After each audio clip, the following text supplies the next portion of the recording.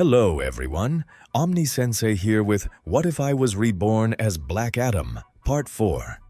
If you enjoy this content, smash the like button. If you haven't already, subscribe to the channel. Don't forget to check out the original story linked in the description. To fight the upcoming battle, John, Harley, and Maureen decided to train further by sparring. So they flew to the desert, where they could unleash their power without worrying about hurting anyone. "All right, no holding back," John said as he cracked his fingers. "If we're gonna take on whatever comes next, we need to get better. You ready?" The girls stood a few feet away from him. Harley grinned. "Born ready, Sparky." Maureen tightened her gloves, a cold mist swirling around her hands. "Let's do this." Without another word, John shot toward them like a blur. The sand beneath his feet erupted in a plume of dust as he collided with Maureen first, a blast of force that sent her skidding back a dozen feet. The impact rattled the ground, but Maureen didn't flinch. She twisted her body and sent a wave of frost spiraling outward, encasing the sand in ice and sending a blizzard of sharp shards in his direction. John flew up in the air and raised his hands, summoning lightning, the blue arcs crackling through the air. With a sharp motion, he sent the bolts crashing down, obliterating the ice in an explosion of steam. The shockwave hit Harley, but she was already in the air, dodging with ease. Then Harley flew straight for John. A wide grin split her face as she raised both hands, charged with a burst of golden energy. John didn't flinch. He shot a bolt of lightning in her direction, but Harley twisted her body midair, the bolt missing her by inches. With a smirk, she threw herself into a roll and flipped in the air to close the distance between them.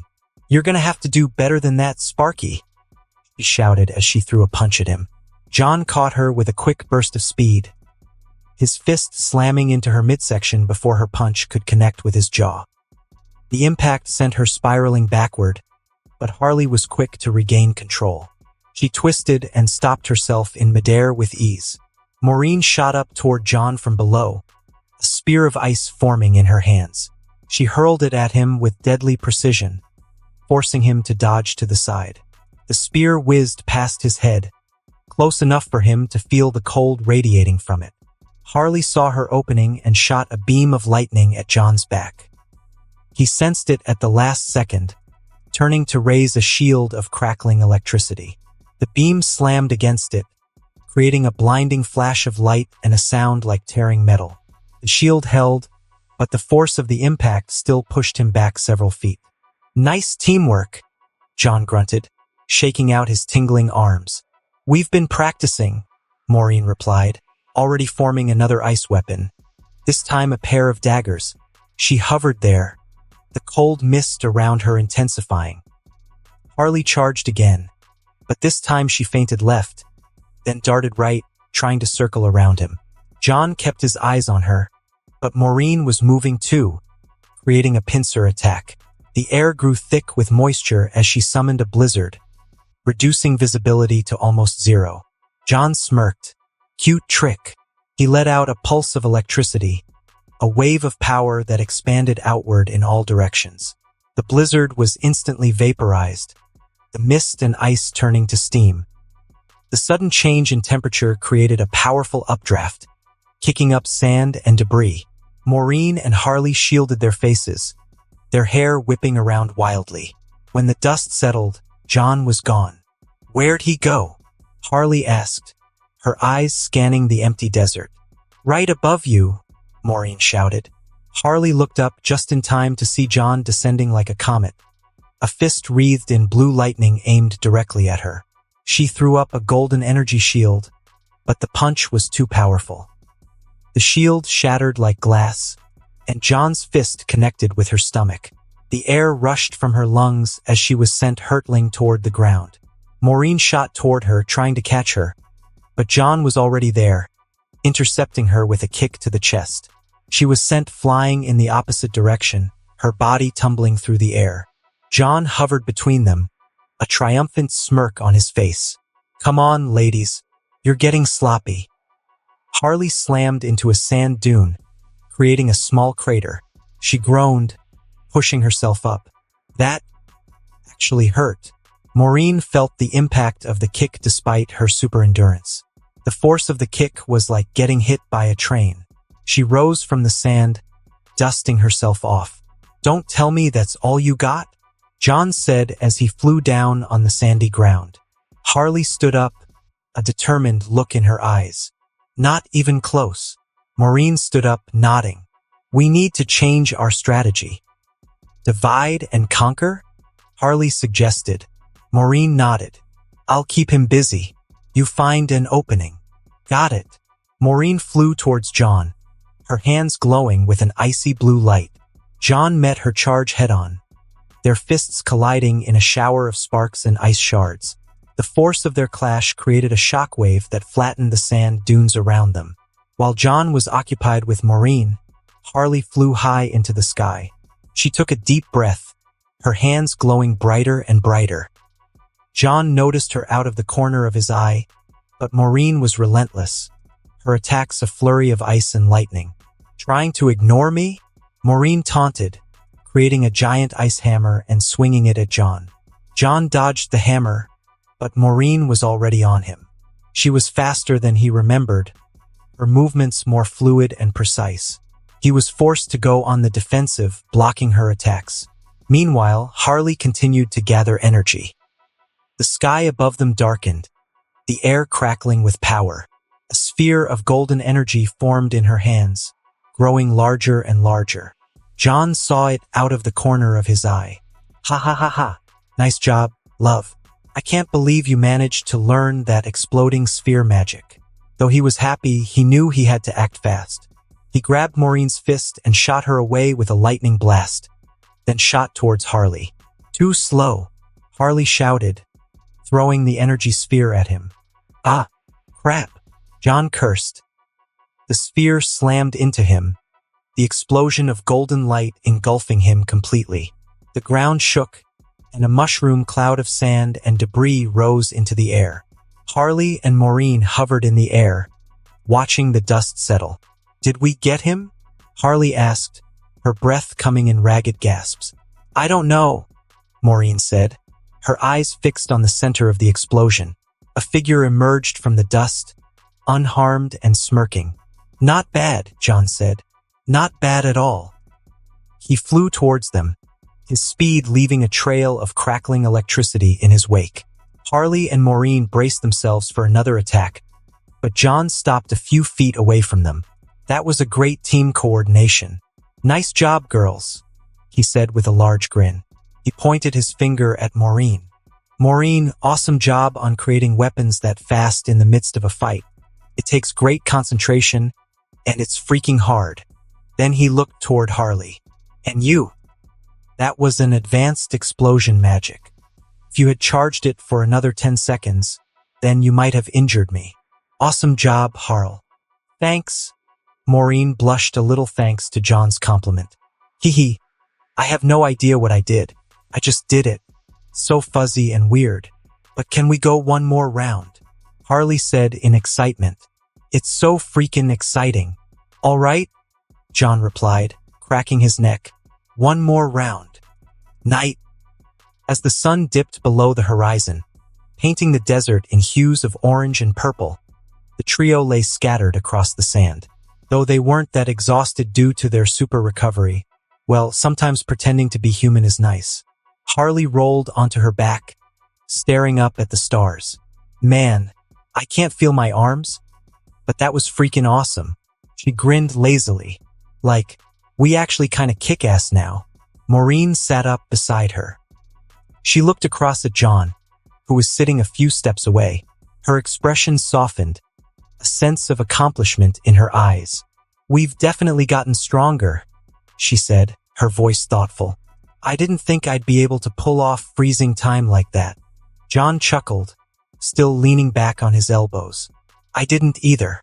I mean, when you stopped me in midair, it was like seeing you moving at super speed, a blur. I couldn't even keep up with you. It was so weird." He smirked at her. "Good move, though. You really got me with that." Maureen shrugged, a slight blush coloring her cheeks. "I'm just glad it worked. It only lasts a few seconds. but those few seconds can make a big difference. Definitely, Harley chimed in. I couldn't believe you just froze time like it was no big deal. 1 second he's dodging ice daggers, and the next he's frozen in midair. She snapped her fingers, and bam, time's frozen. It's like you're a total badass now, Maureen. Maureen smiled, but then her expression shifted to one of curiosity. You are also badass, Harley. I saw you charging up that explosion magic like a pro. You've definitely got it down. Harley grinned, the pride in her voice impossible to hide. Yep, I'm an explosion expert. I can probably blast Sup's ass now. She wiggled her fingers as if still feeling the power surge through her hands. I think I'm finally getting the hang of it. I could feel the magic this time, you know? Like it was alive in me. I've got to admit, it's freaking sweet. John raised an eyebrow, still leaning back on his hands.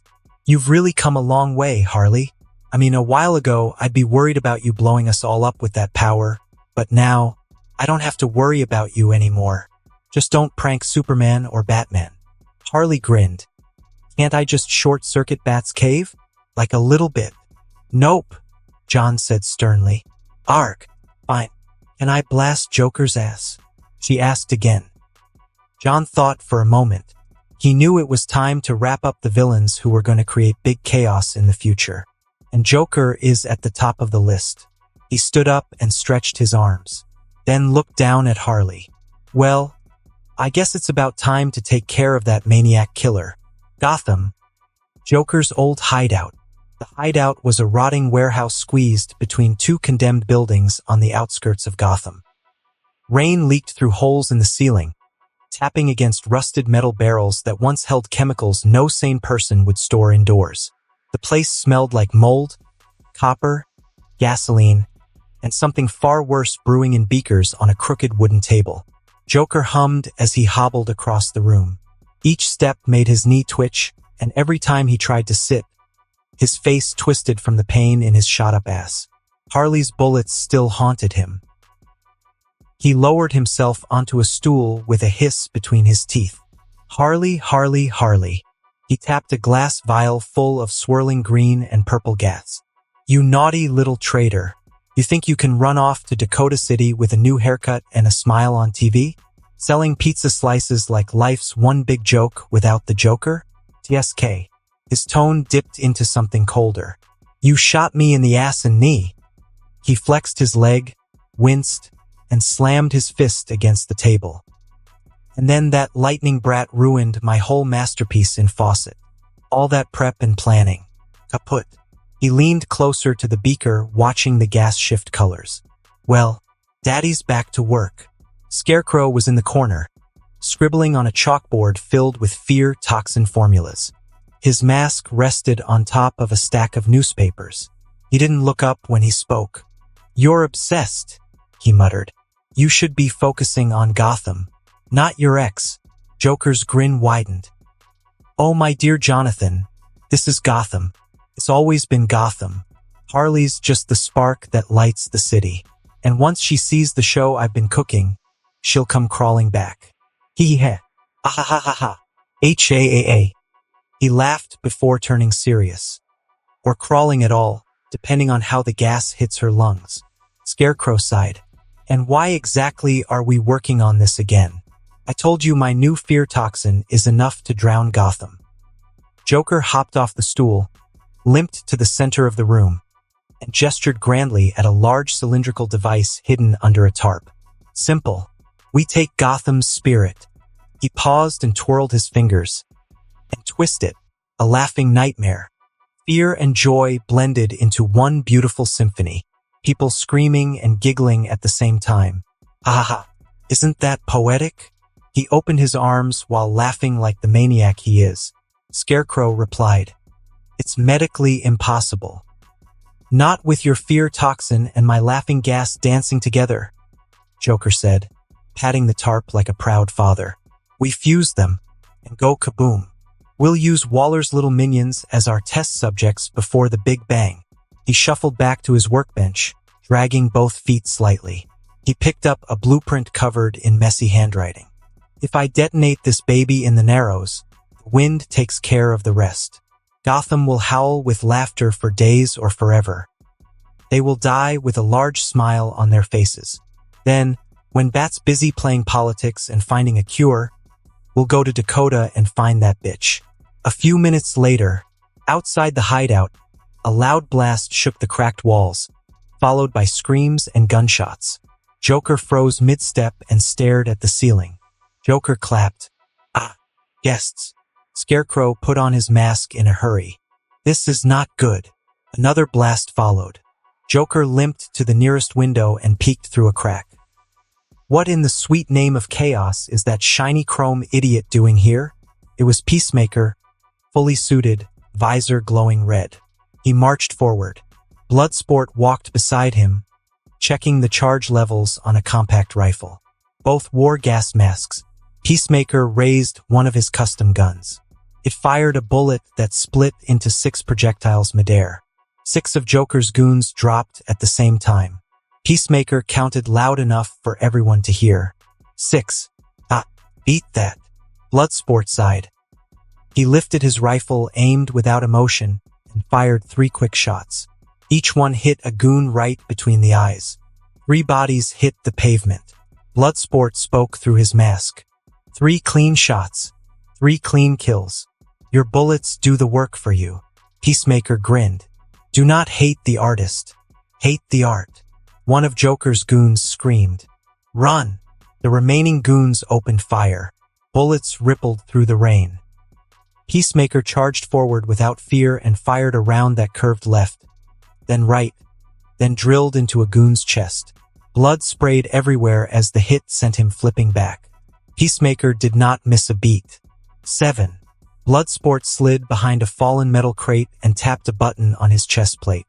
A small drone popped free and hovered over his shoulder. It fired a series of short electric blasts. Goons convulsed and hit the ground. Bloodsport nodded once. 7. Peacemaker shouted. You copied my number. No. I tied it. Bloodsport replied. A group of 5 goons ran at them with knives as they were reloading. Peacemaker threw a small pink grenade into the crowd. It exploded and showered the men with tiny shrapnel needles. All 5 collapsed without a scream as their bodies melted within seconds. 12. I am unbeatable. Bloodsport raised his hand and pointed upward. A heavy cannon extended from his armor and fired a single large plasma shot. It burst in the air like a star. The wave of blue heat washed over the men who tried to crawl back. They hit the ground and did not move. Bloodsport spoke calmly. 14. Peacemaker muttered something angry and stomped on the ground. He shot another goon trying to crawl away. 13. Bloodsport fired a round into the same man before the body stopped twitching. 15. Peacemaker yelled. That one was mine. No. You left him breathing, Bloodsport said. Gunfire echoed again. Smoke filled the street. Peacemaker switched to a high-velocity round that tore through 3 men in a straight line, leaving a gaping hole in their chests. They fell like puppets. He looked proud. Bloodsport pulled a grenade from his belt and rolled it toward a cluster of goons behind a rusted truck. The blast took out 5 more. The truck flipped onto its side. 1 goon sprinted from behind a burned car.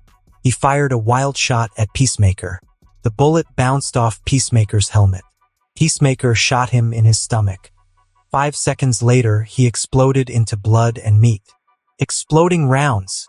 He reloaded his gun. Inside the hideout, Joker's grin twitched as the gunfire grew louder.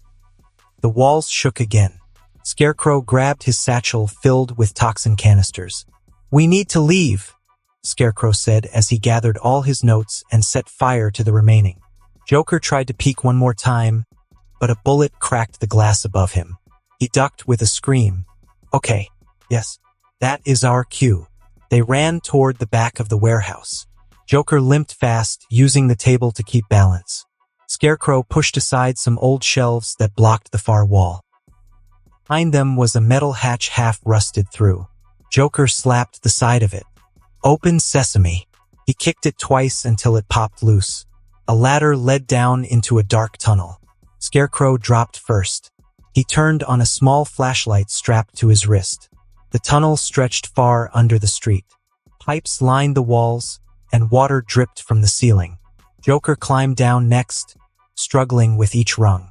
This is why Harley needs to pay for shooting me. This whole escape is uncomfortable. I blame her.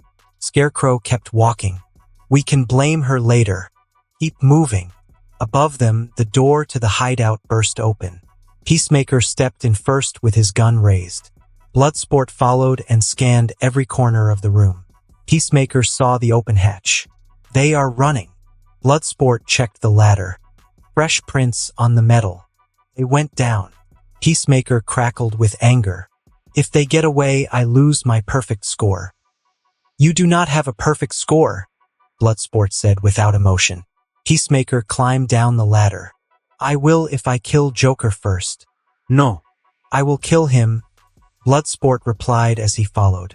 Meanwhile, Joker and Scarecrow hurried through the narrow tunnel.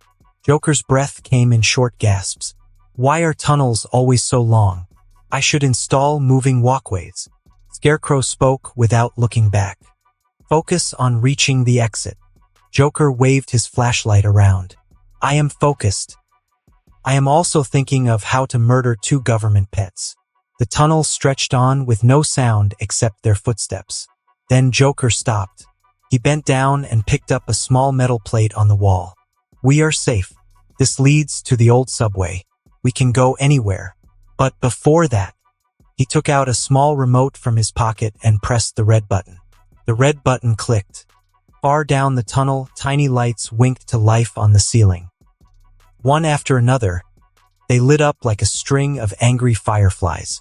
Bloodsport spotted them first as he and Peacemaker reached the bottom of the ladder. He lifted his rifle and cursed. Shit. Explosives. Peacemaker looked up. What? Where? Bloodsport pointed at the red dots. Everywhere. Peacemaker shouted. Activate screwdriver. His helmet lit up. A pale dome of force spread around his body and locked tight. Bloodsport slapped the device on his chest. His armor rippled. The metal plates shifted and stacked into 2 heavy layers. A shield formed over his arms and legs. The first bomb went off. The tunnel walls blew inward. A rush of heat tore through the entire passage. The shock blasted sand, metal, and concrete in every direction. The floor buckled. The ceiling cracked. Everything came down at once. Bloodsport braced himself as the fire swallowed him. The blast slammed into his armor and shook every bone in his body. His shield cracked but held. Peacemaker screamed over the roar. I'm still standing. Ha! Screwdriver never fails. The ceiling collapsed. The tunnel caved in.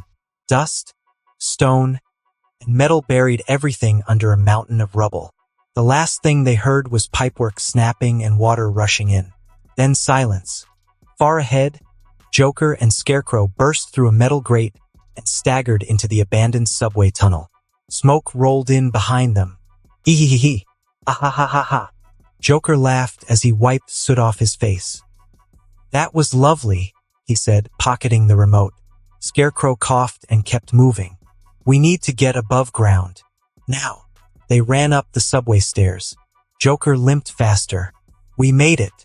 Oh, Jonathan, we made it. Those 2 meatheads are either dead or dying. We can finally get back to... He pushed the last door open.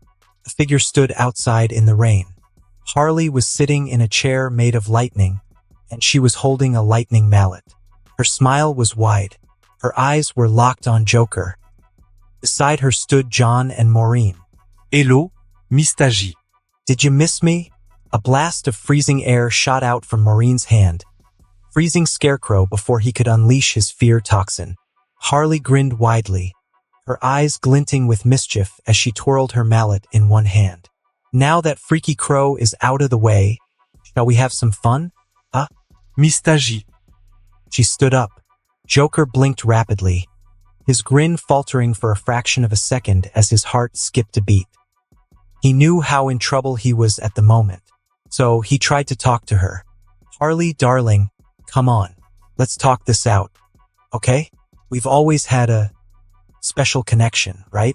You're still my girl, Before he could finish his sentence, Maureen flicked her fingers. A thin layer of ice spread across Joker's face, freezing his mouth shut in an instant. Then his body froze. Though not as solid as Scarecrow, it was enough to stop him from running or moving. He froze mid-sentence, looking absurd with his wide eyes locked on them. Harley swaggered up to Joker. She stopped right in front of him, giving him a look that could melt the bravest of hearts, if that heart weren't already as dark as a pit. You know, Mr. J, I've been waiting a long time for this moment, she said with a sing-song lilt, twirling the mallet. So much pent-up frustration, so many bad memories. And guess who's about to get all the love? Joker's wide eyes were locked on her. That's right, it's you. Oh, you thought you could just run away from me. Harley's voice dropped into a venomous hiss as she jabbed the mallet's head into his stomach. Joker stumbled back, his body jerking with the blow. You used me, huh? Like a little plaything to toss around when you get bored. What did you think? I'd just wait around forever like some kind of puppy for you to come back and… wham! And what? You left me. Left me to take the fall when things got tough. When I needed you the most. She swung the mallet again, this time slamming it across his chest. The force of the blow sent Joker reeling back, knocking the air out of him. From the sound of impact, it seemed a couple of his ribs had shattered.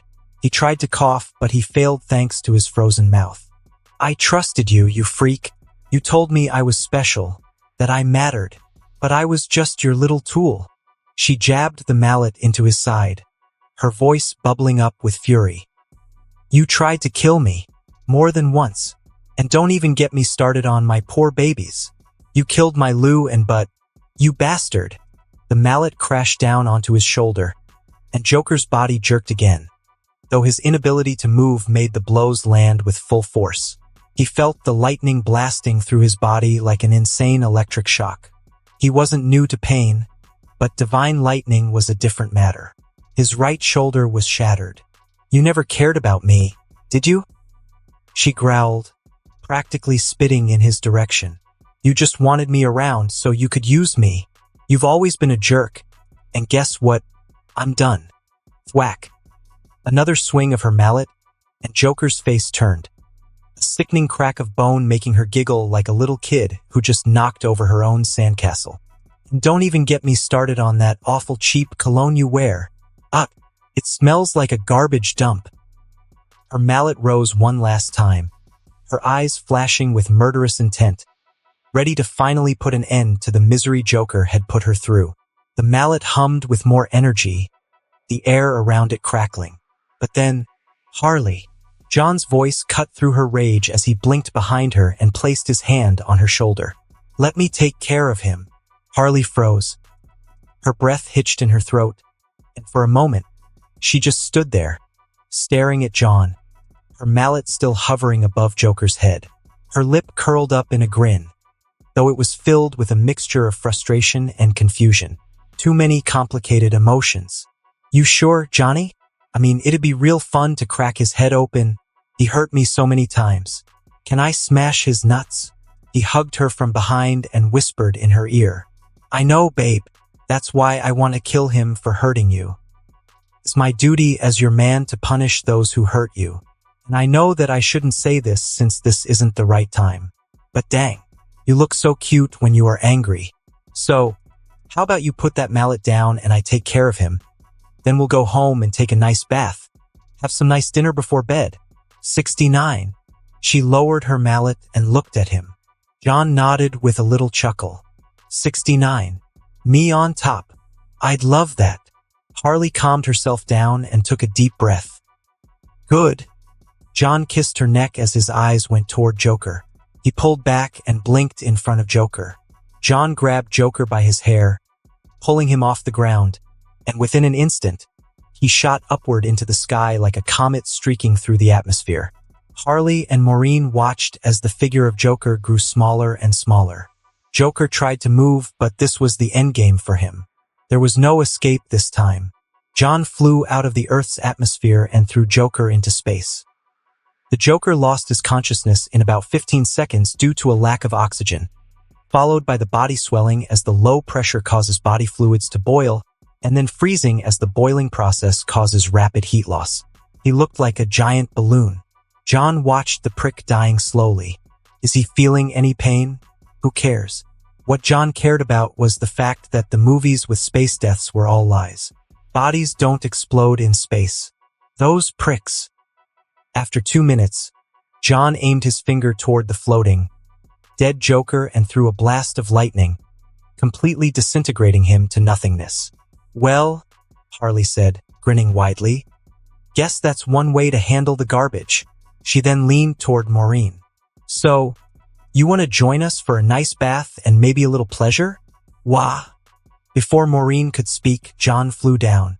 So, she simply blushed but gave a glare to Harley. What about him? Harley pointed at Scarecrow. John blinked before the frozen creep with a crackle of lightning and simply threw a hard uppercut with all his strength. Splat! Joker and Scarecrow. Brutality. The trio flew away to their mountain house. Mountain house. Harley was in the bathroom, preparing the tub, warm water, and body lotion, while Maureen and John were in the kitchen preparing dinner. Maureen's focus was solely on John, who was now stirring something in a pot. She had spent so many months suppressing her feelings, and tonight, the moment of truth had come. She was going to say everything to him. Her heart was racing, well, more like hammering, starting from the fun life at the pizzeria while chasing around Harley whenever she pulled a prank, only for John to step in every time, then the occasional night outs and movies. Not to mention when they huddled together under a single blanket, hugging each other while watching a horror movie. Then, when John told her her opinion mattered, she felt so happy. After that, the chase around the new house was so much fun. She doesn't remember when she laughed so much. Then, the training together. John and Harley were always there with her. And somewhere along the line, Maureen fell for John. She just couldn't help it. All those fun moments flashed before Maureen's eyes. John, she started, her voice wavering only slightly. I want to say something, and can you promise not to freak out? John glanced over, his brow raising slightly as he stirred the soup in front of him. Sure, what's on your mind? Maureen took a deep breath, steadying herself. She had come this far. She couldn't back out now. I know that you and Harley are together, and I don't want to cause any trouble or mess things up, but I need you to know that I love you. The words felt like they hit the air like a bomb, and for a moment the world outside seemed to stop. She quickly rushed on, her heart beating a wild rhythm in her chest. I've tried to push it away, but after everything we've been through, living together, fighting together, you always taking care of me, I just couldn't help it. I love you, John. And Harley said not to hold back my feelings, and she's okay with it. So, I mean, she stuttered. Before she could say anything more, or apologize for how selfish her words might sound, John walked over to her, his strong presence filling the space between them. She didn't even have time to react before his lips met hers. For a moment, Maureen froze, her breath caught in her throat. Her mind couldn't process what was happening. But then, as his lips pressed gently against hers, everything else faded.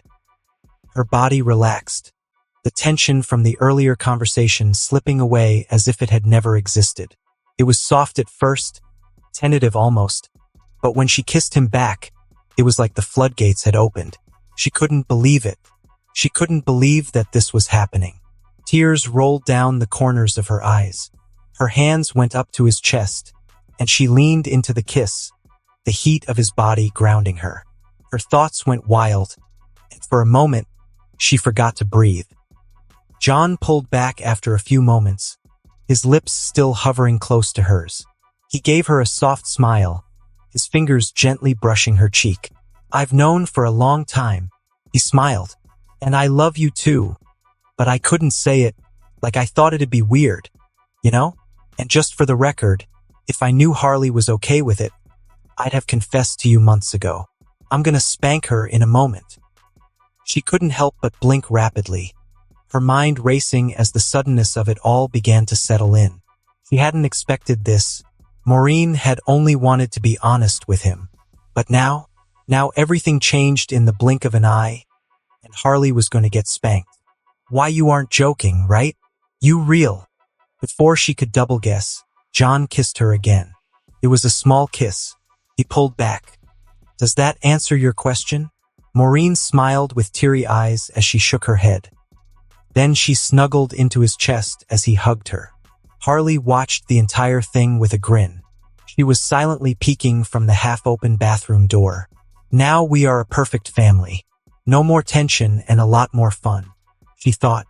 Harley called, "Hey, John, darlin', you comin'?" Maureen blushed deeply. John pulled back from the hug, and then he turned to the hallway. "Be right there." Then he looked back at Maureen and extended his hand. "So, wanna join us?" "No pressure if you don't want to. You know, after the confession, going straight to the bath and..." Maureen's heart hammered, but the hesitation was gone, replaced by a thrill that buzzed through her entire being. She took John's hand without a word, her fingers intertwining with his.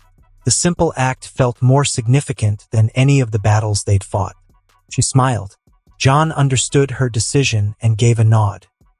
Then they turned off the gas, closed the lids, and walked toward the bathroom. When they stepped into the bathroom, the steam from the hot tub hit them in a warm cloud. The large, circular tub was already filled, water shimmering with soft, ambient light from the candles Harley had placed around the room. The scent of lavender and vanilla mingled in the air. Harley was already in the tub, her arms draped over the edge, her hair slicked back with water. She wiggled her eyebrows at them, her smirk a perfect blend of mischief and genuine happiness. "Took you long enough. Thought you two were gonna start making out in the kitchen. Not that I woulda complained." John took off his clothes, and so did Maureen. That night, John, Maureen, and Harley lay together under a big blanket. Harley rested her head on John's chest while Maureen curled against his left side with her hand over his heart. The peace in the moment wrapped around them like a second blanket. But then something shifted. John's eyes opened, and the warmth of the bed vanished. The blanket dissolved into mist. The floor beneath him turned into cold stone. He stood inside a massive cave filled with shattered rocks and drifting dust. He could feel the ancient magic flowing through that place. Before him were the empty thrones of the 7 wizards, and on the great staircase sat the last of them. The old wizard held his staff with both hands. His robe was worn out. He looked tired, and his shoulders drooped.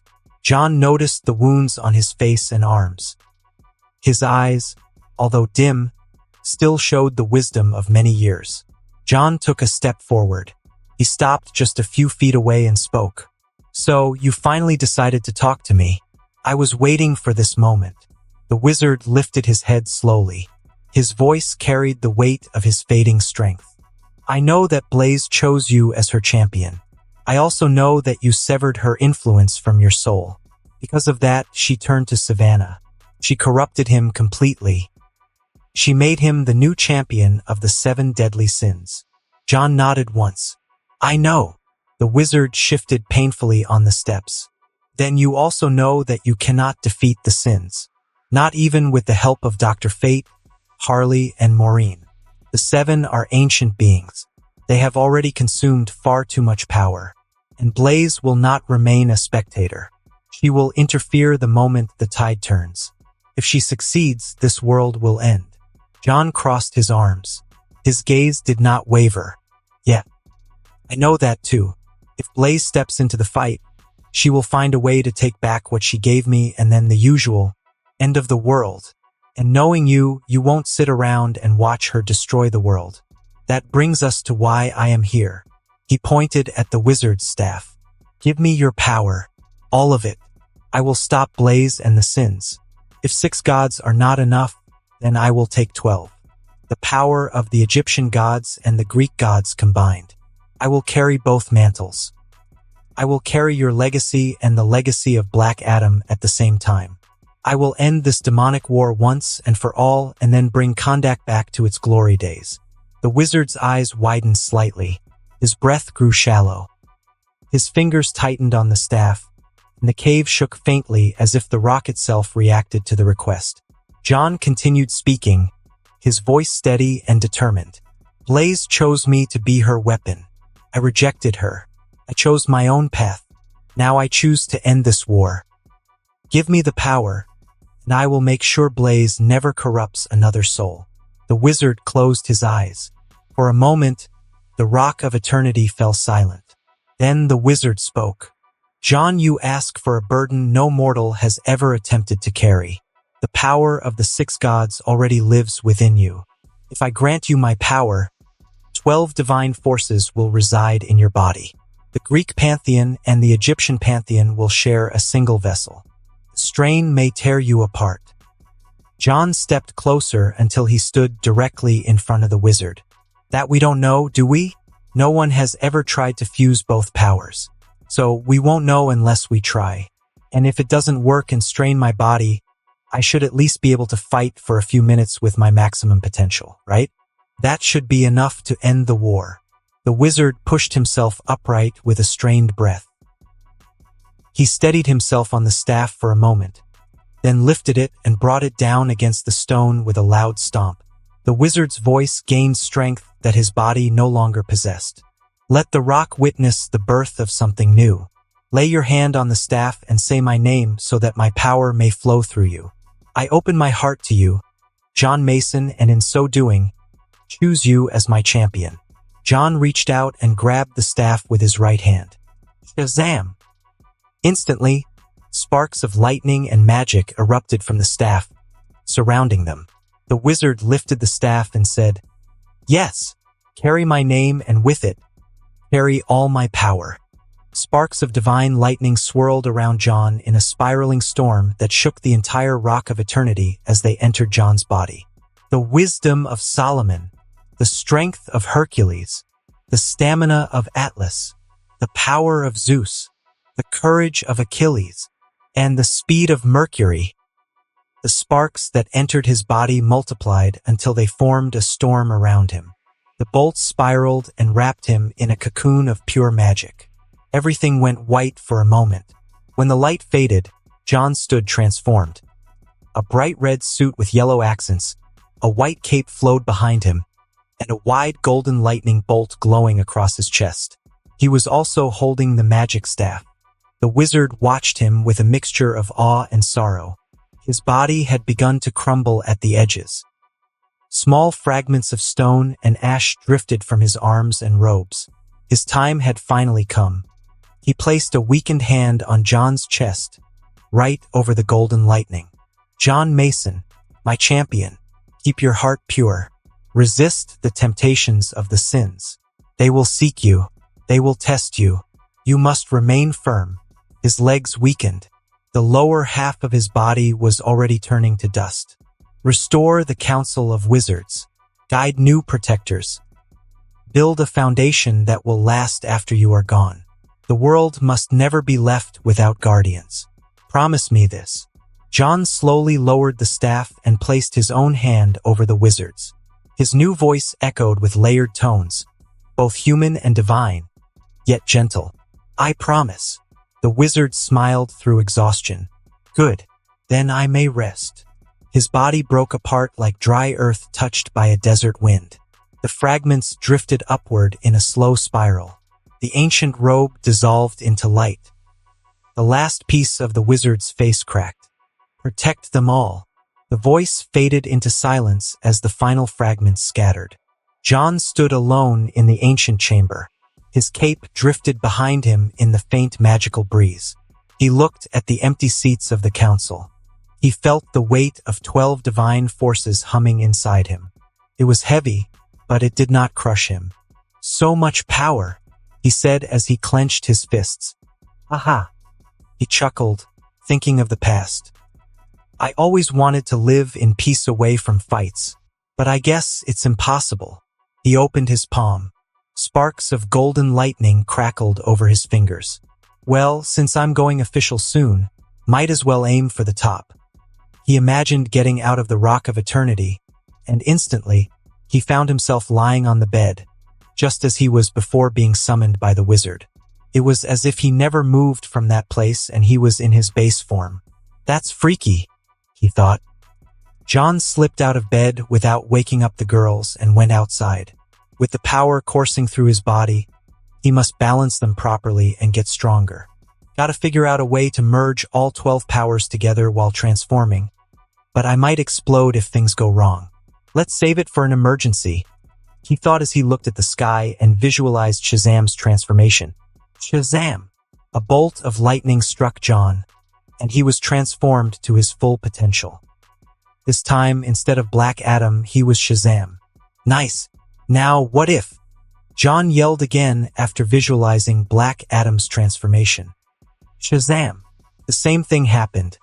A bolt of lightning struck John, but instead of transforming back to his base form, he became Black Adam.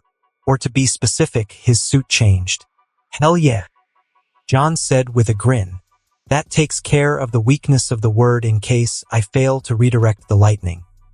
Now, I wonder if I can create some more lightning-style attacks like those from the anime or movies. Wait, with the wisdom from both gods, can I create other unique magics like those from Harry Potter? He went inside and left a note for the girls, then walked out, shot up into the sky, and flew toward a desolate land to train without interruption. Kondak borders. Dr. Savannah was ready to break the final seal and unleash the full power of the 7 deadly sins. He acted faster than fate expected, and thanks to his visions, he had the heroes evacuate the civilians from Kondak yesterday. At present, only a handful of heroes capable of facing the threat were ready to fight. The others are on standby. Fate wanted to bring in Wonder Woman, but sadly, she went home and got caught up in some political mess. Superman also didn't join the team, since he was weak to magic and could get corrupted by the sins. Fate's voice echoed through the desert winds as he lifted both hands toward the sky, golden runes spiraling from his fingertips. By the convergence of the cosmic threads, by the order of Nabu, no demonic power shall enter or escape Kondak. The air crackled. A ring of blinding symbols spun outward from him. Then, with a final surge of magic, Fate thrust his palms downward. A massive dome of shimmering gold erupted across the horizon, spreading over every mountain peak and grain of sand until all of Kondak was sealed beneath a protective barrier. The shield hummed like a living thing as it locked into place. Inside the dome, Fate exhaled heavily. The strain of containing so much magic trembled through his armor. He flew down and staggered a bit before Hawkman supported him. Hawkman said, "The barrier is strong, but will it hold when Savannah arrives?" "It will not." Fate's voice was flat. "It will slow him, not stop him." He turned, his glowing eyes scanning the distant mirage of the desert. "And that is all we need. Time." Atom Smasher cracked his knuckles. He looked nervous, with tense shoulders and darting eyes. "So we are the delay team. Great. This is totally fine. Not scary at all." Cyclone floated down beside him, her green curls twisting in the gentle swirl of wind she constantly radiated. "Relax. Just become giant and smash as always. Besides, you found demonic beings before. That was a giant demon bird. I simply blocked it. Constantine did the hard work," Atom Smasher muttered. "But this guy carries the actual 7 deadly sins, and Constantine just had to be in some other dimension now of all the time." Guy Gardner snorted. "Quit whining, rookie." He tapped the glowing emerald ring on his finger. "We punch Savannah in the face, keep him off that seal, and wait for Lightning Boy to show up. Easy." Harley hopped onto a rock with her mallet slung over her shoulder. "Oh, you say that now. But wait until he tries to melt your face off with demon fire. Then you'll scream like a toddler." Maureen stood next to her, arms crossed. She was focused. "We are not losing today. John is counting on us." Guy raised a brow. "Are we sure letting the clown lady and her ice girlfriend join is a good idea?" Harley pointed her mallet at him. "Say that again. Bowl cut weirdo. Maureen will freeze your weenie so I can break it." Maureen's eye twitched. "Do not drag me into your threats." Before their bickering could escalate, Fate lifted his hand. Silence. He is coming. All at once, the air thickened. A foul pressure collapsed onto the barrier. The sky above Kondak dimmed as if shadows were bleeding into the daylight. The sand beyond the dome turned black. A blur of shadow landed and slowly walked toward them, each step cracking the earth. Dr. Savannah, or rather what Blaze had made him. He stopped and examined the surroundings. Then he hovered inches above the sand, his body a vessel of demonic corruption. His skin was etched with red markings that pulsed like veins full of molten lava. His eyes glowed pure crimson. The monstrous shapes of the 7 deadly sins flickered behind him, their silhouettes shifting and muttering in the air like a choir of nightmares. His smile was unnatural.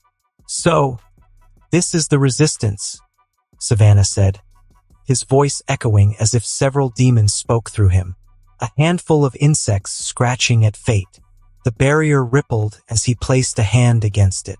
Just the touch sent shockwaves across the dome. Sandstorms whipped into existence. The ground beneath the heroes shook violently. Fate spread his arms and forced more magic into the shield. Harley and Maureen both yelled together, "SHAZAM!" 2 giant bolts of lightning struck them from the sky, transforming them into their peak form. They shot out of the dome at a blinding speed, leaving streaks of lightning behind them. They appeared before Savannah. Harley has already created her lightning mallet and smashed his head, while Maureen kicked his torso. Boom! Massive shockwaves rippled through the area as Savannah got pushed back over 500 meters from the barrier. But he looked unharmed. "Show off," Guy said out loud. Harley smirked at Guy. "Slowpoke. That's it." Guy covered his body with the lantern energy and flew out. Savannah steadied himself in the air after the twin strikes from Harley and Maureen. His lips curled upward in a jagged sneer. "It seems the insects have learned tricks," he said, the overlapping voices of the sins crawling beneath his words. 5 shadows surged out of him like living tar. Their shapes twisted, growling, snarling, and forming monstrous bodies as they escaped his frame. Wrath, gluttony, lust, sloth, and greed.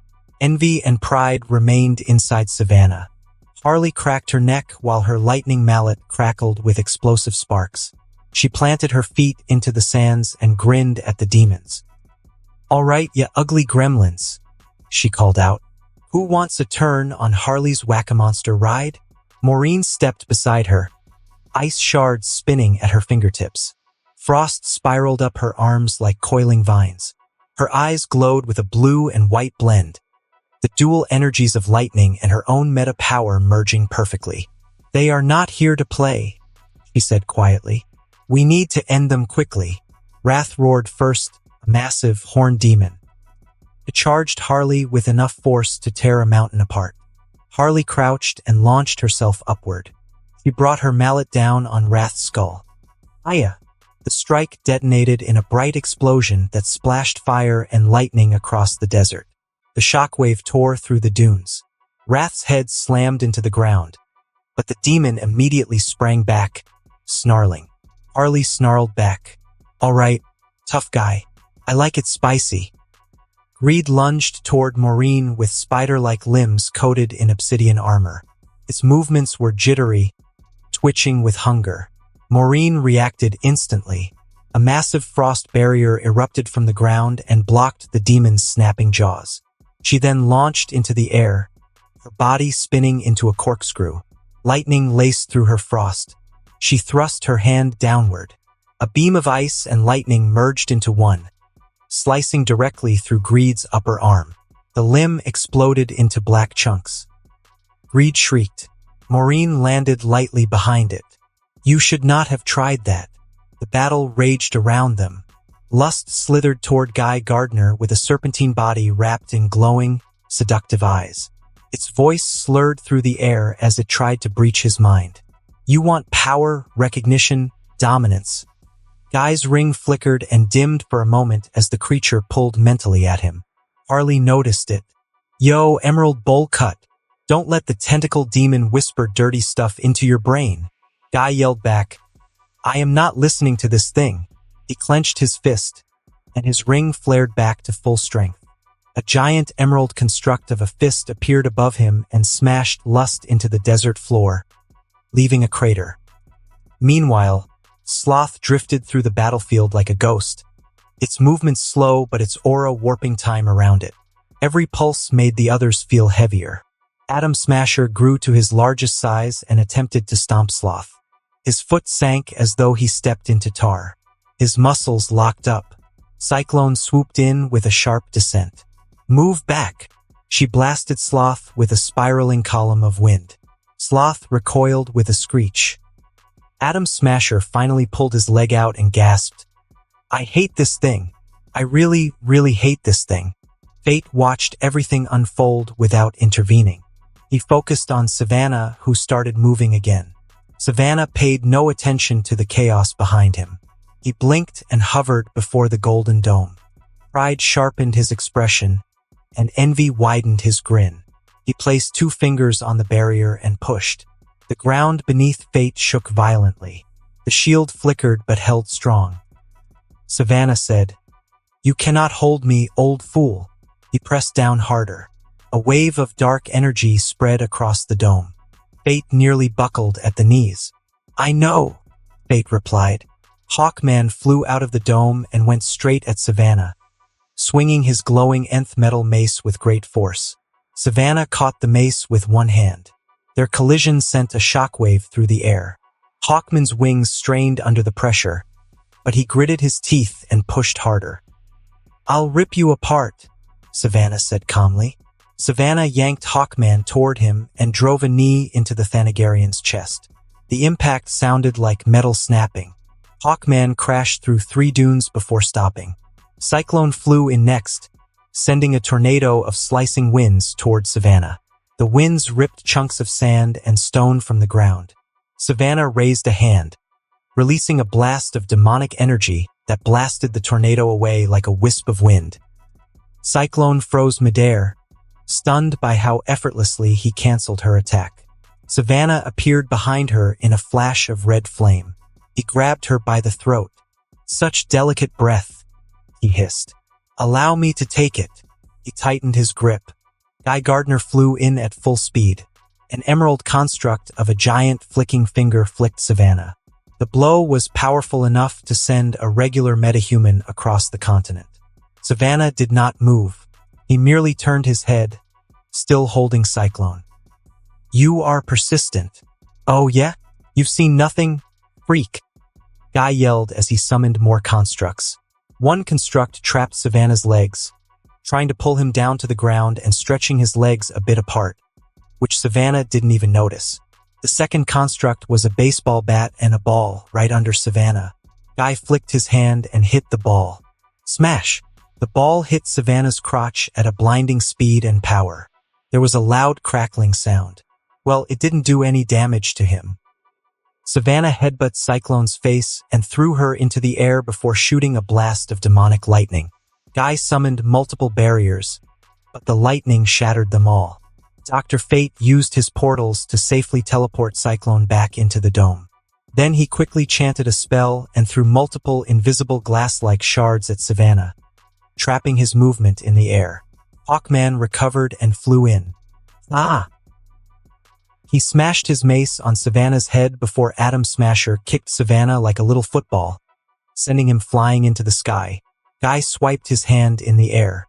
Multiple emerald hand constructs appeared around Savannah. "Get a load of this, creep!" Guy slammed his palms together, and those hand constructs began to slap and punch Savannah into the air from all directions. On the other side, a massive explosion rocked the area. Harley used her explosion magic and nearly killed Sloth. When the dust and debris cleared, she noticed that a swirl of black gas flew away and entered Savannah's body. "Ah! Run to your daddy, freaking creep," Harley yelled. Meanwhile, Desolate Island. John finished his training and got a nice control over his power. He even recreated a couple of lightning moves from anime. But as he was about to fly back home, controlling the power of 12 gods without breaking down? That's pretty impressive, if I say so myself. A female voice came from behind. "Tell me something I don't know," John said as he turned back to face the woman. "Blaze." John turned slowly, lightning still crackling faintly across his shoulders from the training he had just finished. His suit has transformed from black to bright red with a black cape, gauntlets, belt, and boots. Blaze hovered a few inches above the ruined stone, flames coiling around her like living serpents. Her smile was lazy and confident, the kind that suggested she walked into the conversation already believing she'd won. Blaze walked forward with her hips swaying and eyes glowing molten gold. Her every step created ripples in the air, and her crimson dress flowed like living fire. "You really have changed," she purred. 12 gods in your veins, power no mortal should touch. And yet, here you stand, unbroken. John rolled his eyes. "You know, I'm not in the mood for weird demon flirting." Blaze's grin widened.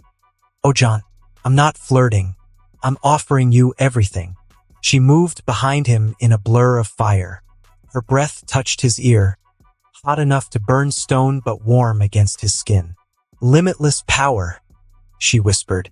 "More than SHAZAM, more than the gods themselves. Power to rewrite fate, to tear down heaven if you wished." Her fingers slid lightly across his shoulders, tracing patterns of heat. Images shimmered in the air before him. A throne made of storm and flame, legions kneeling, worlds bowing, lightning splitting the sky at his command. "Fame that will echo across every realm," Blaze continued. "Mortals praising your name, demons fearing it.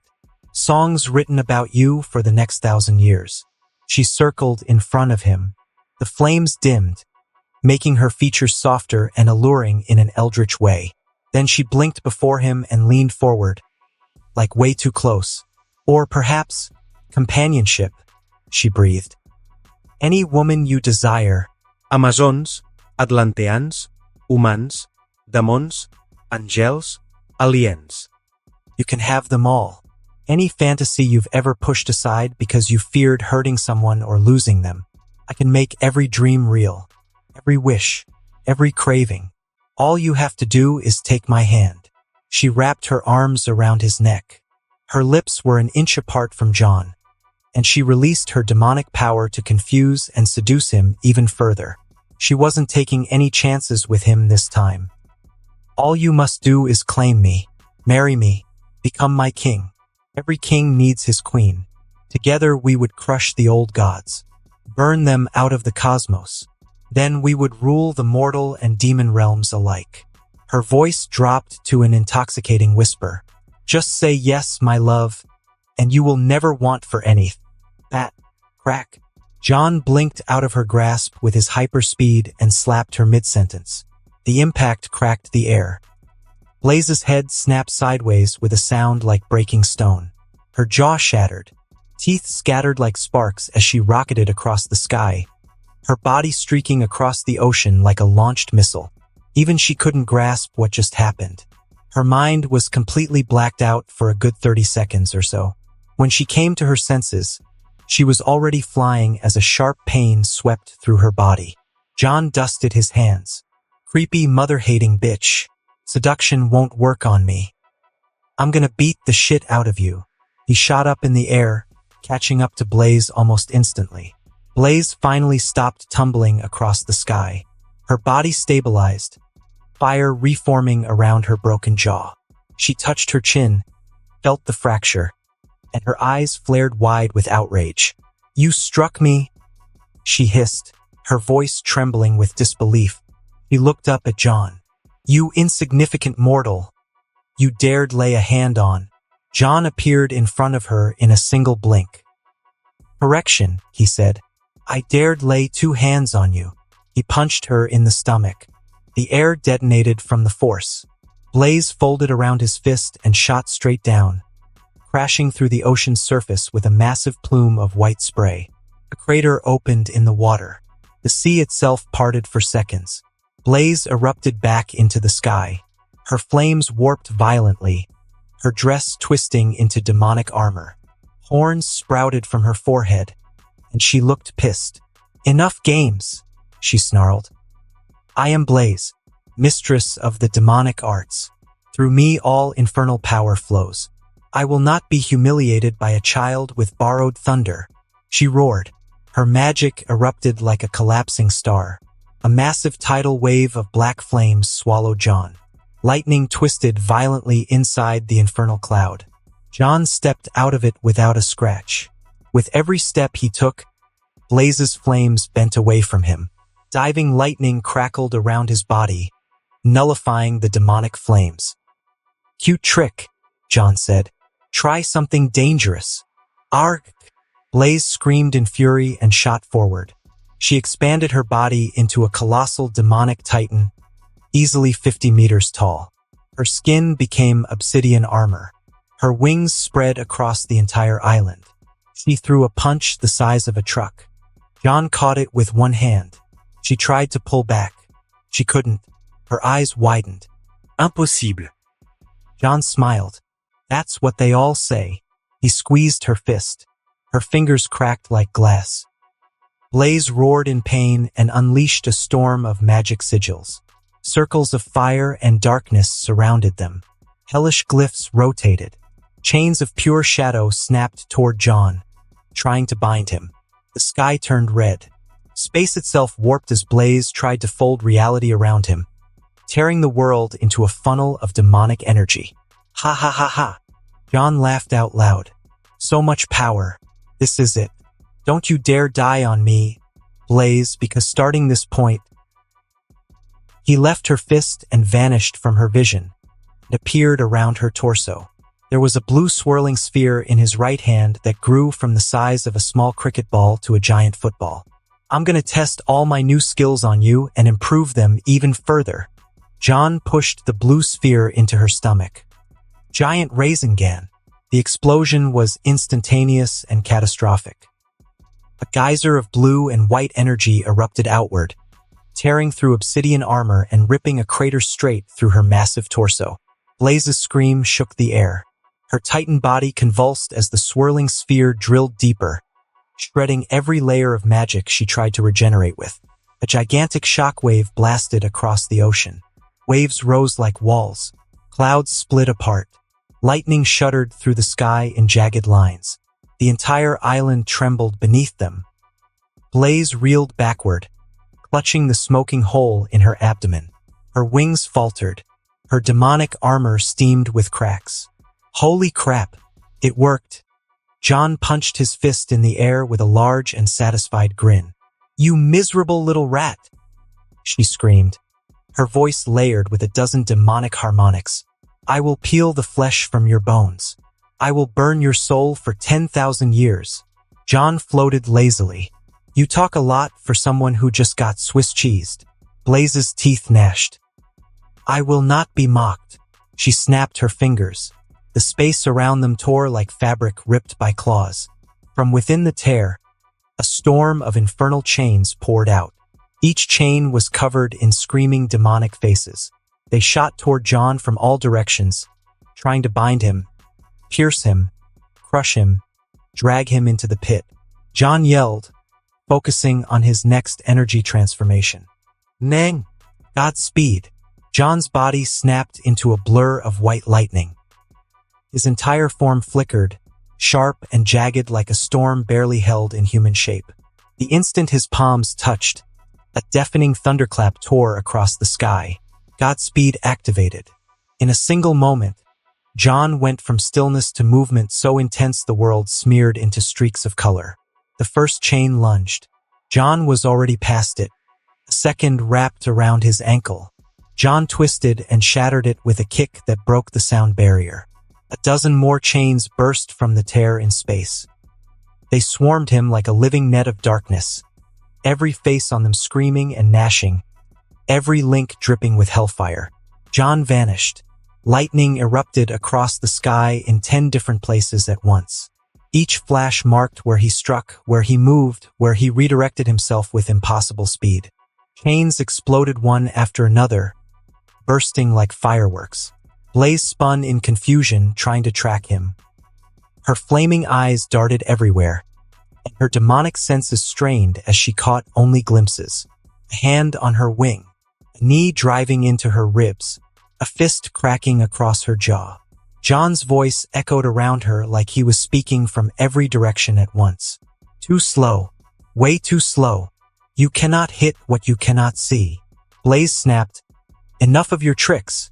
She ignited the sky, but this time she used multiple elements.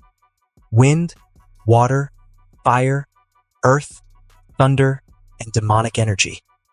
John blinked away from her, creating enough distance to dodge and launch a counterattack. I'm going to show you how insignificant your powers are. Blaze yelled as she began to fuse the elements together. Multiple shadow demons emerged from her body and surrounded her to protect her. From the looks of it, that attack was definitely dangerous but took time to charge up. All right, we are going big, huh? John said as he cracked his fingers. I got one too. He took a deep breath and grinned again. Convert. John's aura changed again. This time, a bright golden energy appeared around his body. Now that I got the grasp of this energy conversion, I can take my sweet time playing later.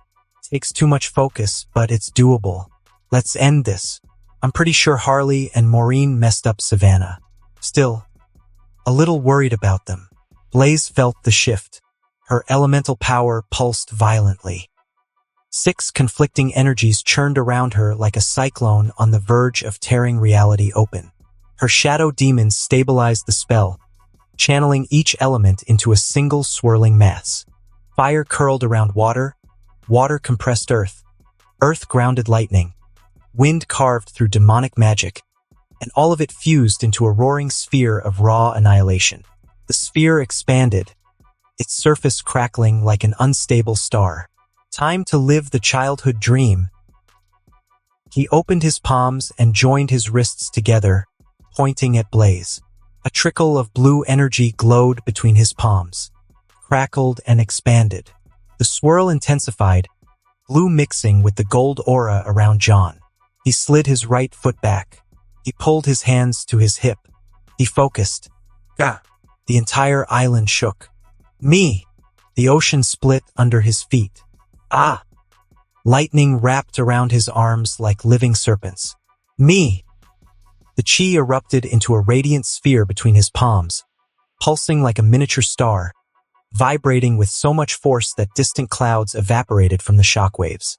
Blaze screamed and thrust her colossal sphere forward. Cataclysm! The elemental catastrophe shot toward John. The sphere ripped everything in its path into shreds of vapor. The sky turned into a cyclone of color and darkness. The sea boiled, and the island cracked. John thrust his hands forward. Hiya! The Kamehameha exploded out of him. A beam of pure blue energy ripped apart the sky. It was thick enough to dwarf mountains. Lightning danced across its surface. Divine chi infused every particle, stabilizing the attack so it would not tear the world apart. The two attacks collided halfway between them. The universe seemed to freeze. Then the world detonated with light. The shockwave flattened the ocean for miles. A pillar of pure force ripped upward, splitting the clouds in half. The island under them crumbled at the edges. Wildlife miles away fled as the sky became brighter than the sun.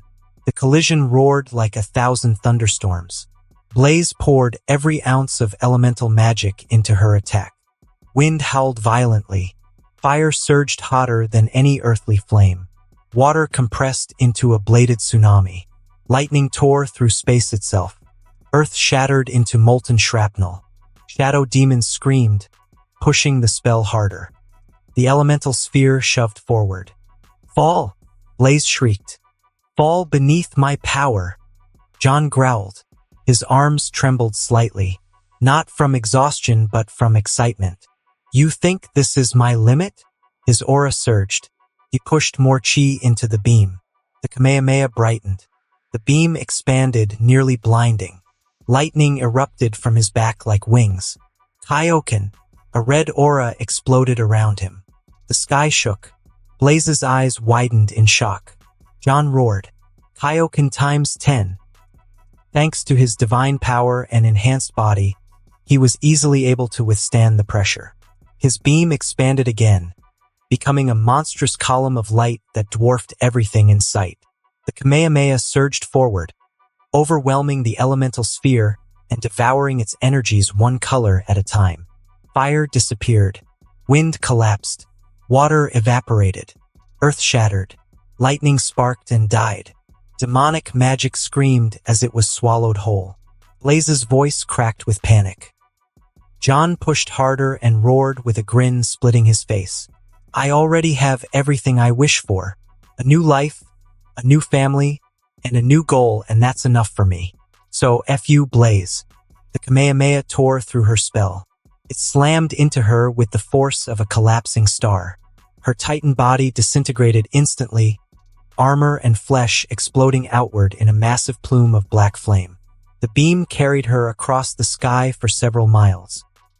Her scream echoed for a long moment before the beam finally burst upward into the atmosphere and split the clouds across the horizon. Silence. John lowered his hands and let out a long breath. The sea slowly closed over the burning trench carved by his attack. Steam rose in colossal waves. The clouds were cut clean in half. John rubbed his shoulder. Okay, note to self. I should not do that every morning. Blaze's broken form crashed onto the rocky shore far below. Her massive demonic titan shape had collapsed into her humanoid body. Her armor had cracked away. Her skin smoldered. She was half-conscious, barely breathing. John hovered down and cracked his knuckles. Round 2. Blaze glared weakly. You cannot beat the sins. John grabbed her by the horn and lifted her easily. We'll just see about that. He smirked before yelling, SHAZAM! The divine lightning crashed onto them. Blaze screamed as her body began to turn to dust. John held on to the lightning till the demon was completely vaporized before letting it go. Then, without wasting another second, he flew toward Kondak. The remaining sins kept the heroes busy. Every time the team wounded a sin, the wound sealed in seconds. The demons weren't trying to win. They were wasting time and dragging the heroes into a grind they could not escape, and sooner or later they will get exhausted. That's when the demons will take over their minds and bodies. Savannah wanted only 2 targets. Harley Quinn, Maureen. They were the only ones who actually hurt him. Savannah shot at Harley like a bullet. The air cracked around him. He stretched a clawed hand toward her throat. Harley moved faster. She spun once in midair and swung her mallet with a grin. Sit down, you crispy meatball. The mallet smashed into Savannah's face. The impact blasted him backward in a burst of light. Before he could recover, Maureen appeared behind him. Frost spread across her hands and up to her elbows. She pressed her palms together and whispered a single command. Freeze. Time around Savannah locked solid. His body froze mid-fall. The crimson glow in his eyes dimmed for a heartbeat. The sins trapped inside him roared in panic, unable to move.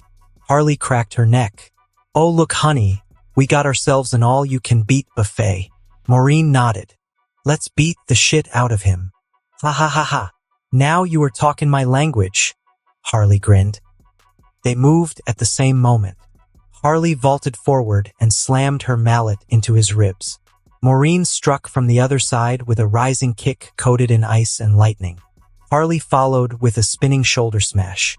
Maureen answered with a cross punch that sent frost splintering across Savannah's skin. For the next few seconds, they beat the shit out of Savannah. It looked as if Savannah was a kid being bullied by 2 mean girls. Time started again. Savannah snapped back into motion and coughed out a gasp. Before he could blink, Harley kneed him in the gut. Maureen drove her elbow into the back of his skull. Harley grabbed him by the collar, spun him twice, and slammed him face first into the ground. The sand exploded outward. Savannah bounced and rolled across the dunes like a rag doll. He rose. He charged. He swung. He clawed. None of it mattered. Harley dodged every strike with casual hops and twirls, laughing like she was hitting a piñata. Small duck. You gotta aim. Use the eyes you paid for. Maureen intercepted every blast with perfect counters. Her ice shields formed and shattered in the same instant she created them. redirecting the energy back into Savannah's chest. He tried super speed. They outran him. He tried brute strength. They overpowered him. He tried magic. They shattered it. Every attempt ended with another hit to the jaw, ribs, or spine. To Savannah, it looked like a pair of giant bullies kicking him from every direction at once. Every blow carried the kind of force that split dunes and shook the dome. The sins inside him shrieked louder with each hit. Harley wiped her brow. "Doc, you were getting real boring. I expected fireworks. Maybe some demon laser eyeballs. Something fun. But nah, you just keep coming in straight like a dude who never learned footwork. Don't tell me you didn't train after gaining your power." Savannah roared and lunged at Maureen. She lifted a single hand and caught him by the face before slamming him into the sand so hard the ground sank several meters. "You are predictable," she said. Harley stomped down on his stomach. "You are also ugly. Just saying." Savannah thrashed and tried to rise. He failed. His strength could not match theirs. His speed could not match theirs. He was now realizing that all the time he spent plotting, he should have used that time to train and master his power. Harley looked up at the others struggling against the remaining sins. "Hey dummies, inside the barrier. Now, or don't blame us for frying you all." They listened and retreated inside the barrier. Harley and Maureen stood over Savannah. They looked at each other. They nodded. Both of them shouted together, "SHAZAM!" Living divine lightning crashed from the sky, and they redirected it towards Savannah. The air howled. The ground shattered beneath the beam. Savannah screamed as the divine current tore through him and burned through the corruption blaze left behind. The sins panicked. They felt the divine lightning was killing their champion, and if Savannah dies right now, all their plans would go to waste. So they rushed toward him to at least help him escape. A shadow fell across the battlefield. John arrived. Lightning crackled around his body. He saw the sins rushing to fuse with Savannah. Time to end this. Raised his hands in the sky and summoned a lightning storm, then attacked the sins. Bolts of divine lightning rained on the sins. The blasts were strong enough to vaporize anything they touched. The demons screamed as the light tore through their bodies. One by one, each sin dissolved into dust and their demonic energy was completely purified by the divine magic. The sky cleared. Silence fell over the desert. John lowered his hand and floated down beside Harley and Maureen. They stared at Savannah, who lay limp in the sand with the last sparks of divine energy crackling across his body. Harley grinned at John. "Took you long enough, sweetie. We were about to send this guy into orbit with a mallet swing." John smirked. "You looked like you were having fun." Maureen crossed her arms. "We handled it." John nodded. "I can see that." The sand still glowed from the lightning. John walked toward Savannah and stopped before him. Savannah was barely alive, even after all that assault, thanks to the two sins inside his body. Prick with an inferiority complex. He used his lightning to pull out the sin's orb from Savannah's eye. Savannah groaned. Knew his body was cracking and slowly turning to dust. Even when you regained your sanity and were dying, you wanted the demonic power. It makes me wonder, did they really corrupt you? Or were you always a corrupted prick from the start? Probably both. No wonder the oldie didn't trust you with the divine power, John said, looking down at Savannah. Not that it matters anymore. You are already dead. Any last words? Savannah was about to say something. On the second thought, crackle. John shot a bolt of lightning, vaporizing his body. Eat my unmentionables. I don't care, John said with a cold glare. A few hours later, the dome around Kondak faded as Dr. Fate released the last of the runes. The air finally felt breathable again. The scorched sand cooled. The corrupted shadows that once stained the desert were gone. Dr. Fate sealed the main bodies of the sins that were buried under Kondak in a faraway dimension where even demons feared to look. Dr. Fate floated back to the ground slowly, looking exhausted. He never imagined it'd be this hard to just seal the weakened sins vessels. Thankfully, he saved his power by not fighting during the battle. Hawkman landed beside him. It's done. Fate nodded. They will not return to Earth again. Everyone exhaled at once. Exhaustion hit them like a truck now that adrenaline was gone. Guy Gardner dropped onto a rock with a loud thud. He peeled off his cracked glove and flexed his fingers. Holy crap! That was the worst day of my life. Harley smirked. What? The demon tentacle lady whisperin' dirty lies got to ya? Guy pointed at her. Shut up. And listen. I'm only saying this once.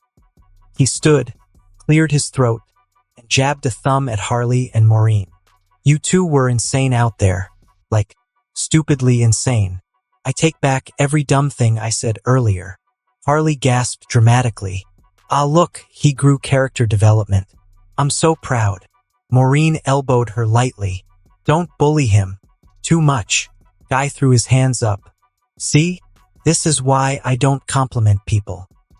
Cyclone floated nearby, still rubbing her throat from where Savannah had grabbed her earlier.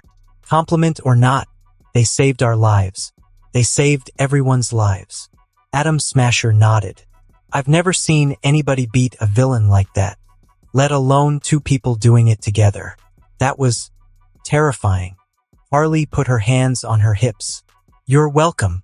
Maureen shook her head, though she couldn't hide a tiny smile. We just did what we had to do. John landed behind them with a small thud.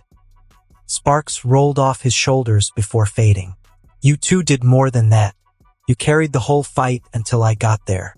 Heck, even without me, you two would have won. Harley walked over and flicked his forehead. Yeah, you can kiss our boots later. Now get over here. Group photo. Group what? Hawkman asked. She grabbed Maureen's wrist and dragged her in front of John. Then she pulled Guy by the collar, shoved Atom Smasher to the left, tugged Cyclone down from the air, and waved aggressively at Hawkman and Fate. Harley held out a phone. Say cheese or I whack someone. Guy muttered. Just take the damn picture before she swings that thing. They posed. They barely fit in the frame. Harley snapped a shot. She stepped back, checked the picture, and grinned from ear to ear. Hey, wait, that's my phone, Guy said while searching his pockets. Give it back. How the hell did you find the password? Oh, you were into some really nasty stuff, Harley said after mailing the photo to her account. And then she scrolled through Guy's browser history. She threw the phone at Guy, who caught it. You really need to see a good therapist. There's something definitely wrong with your brain. She shivered. Even for Harley, that was too much. Oh, what did she see?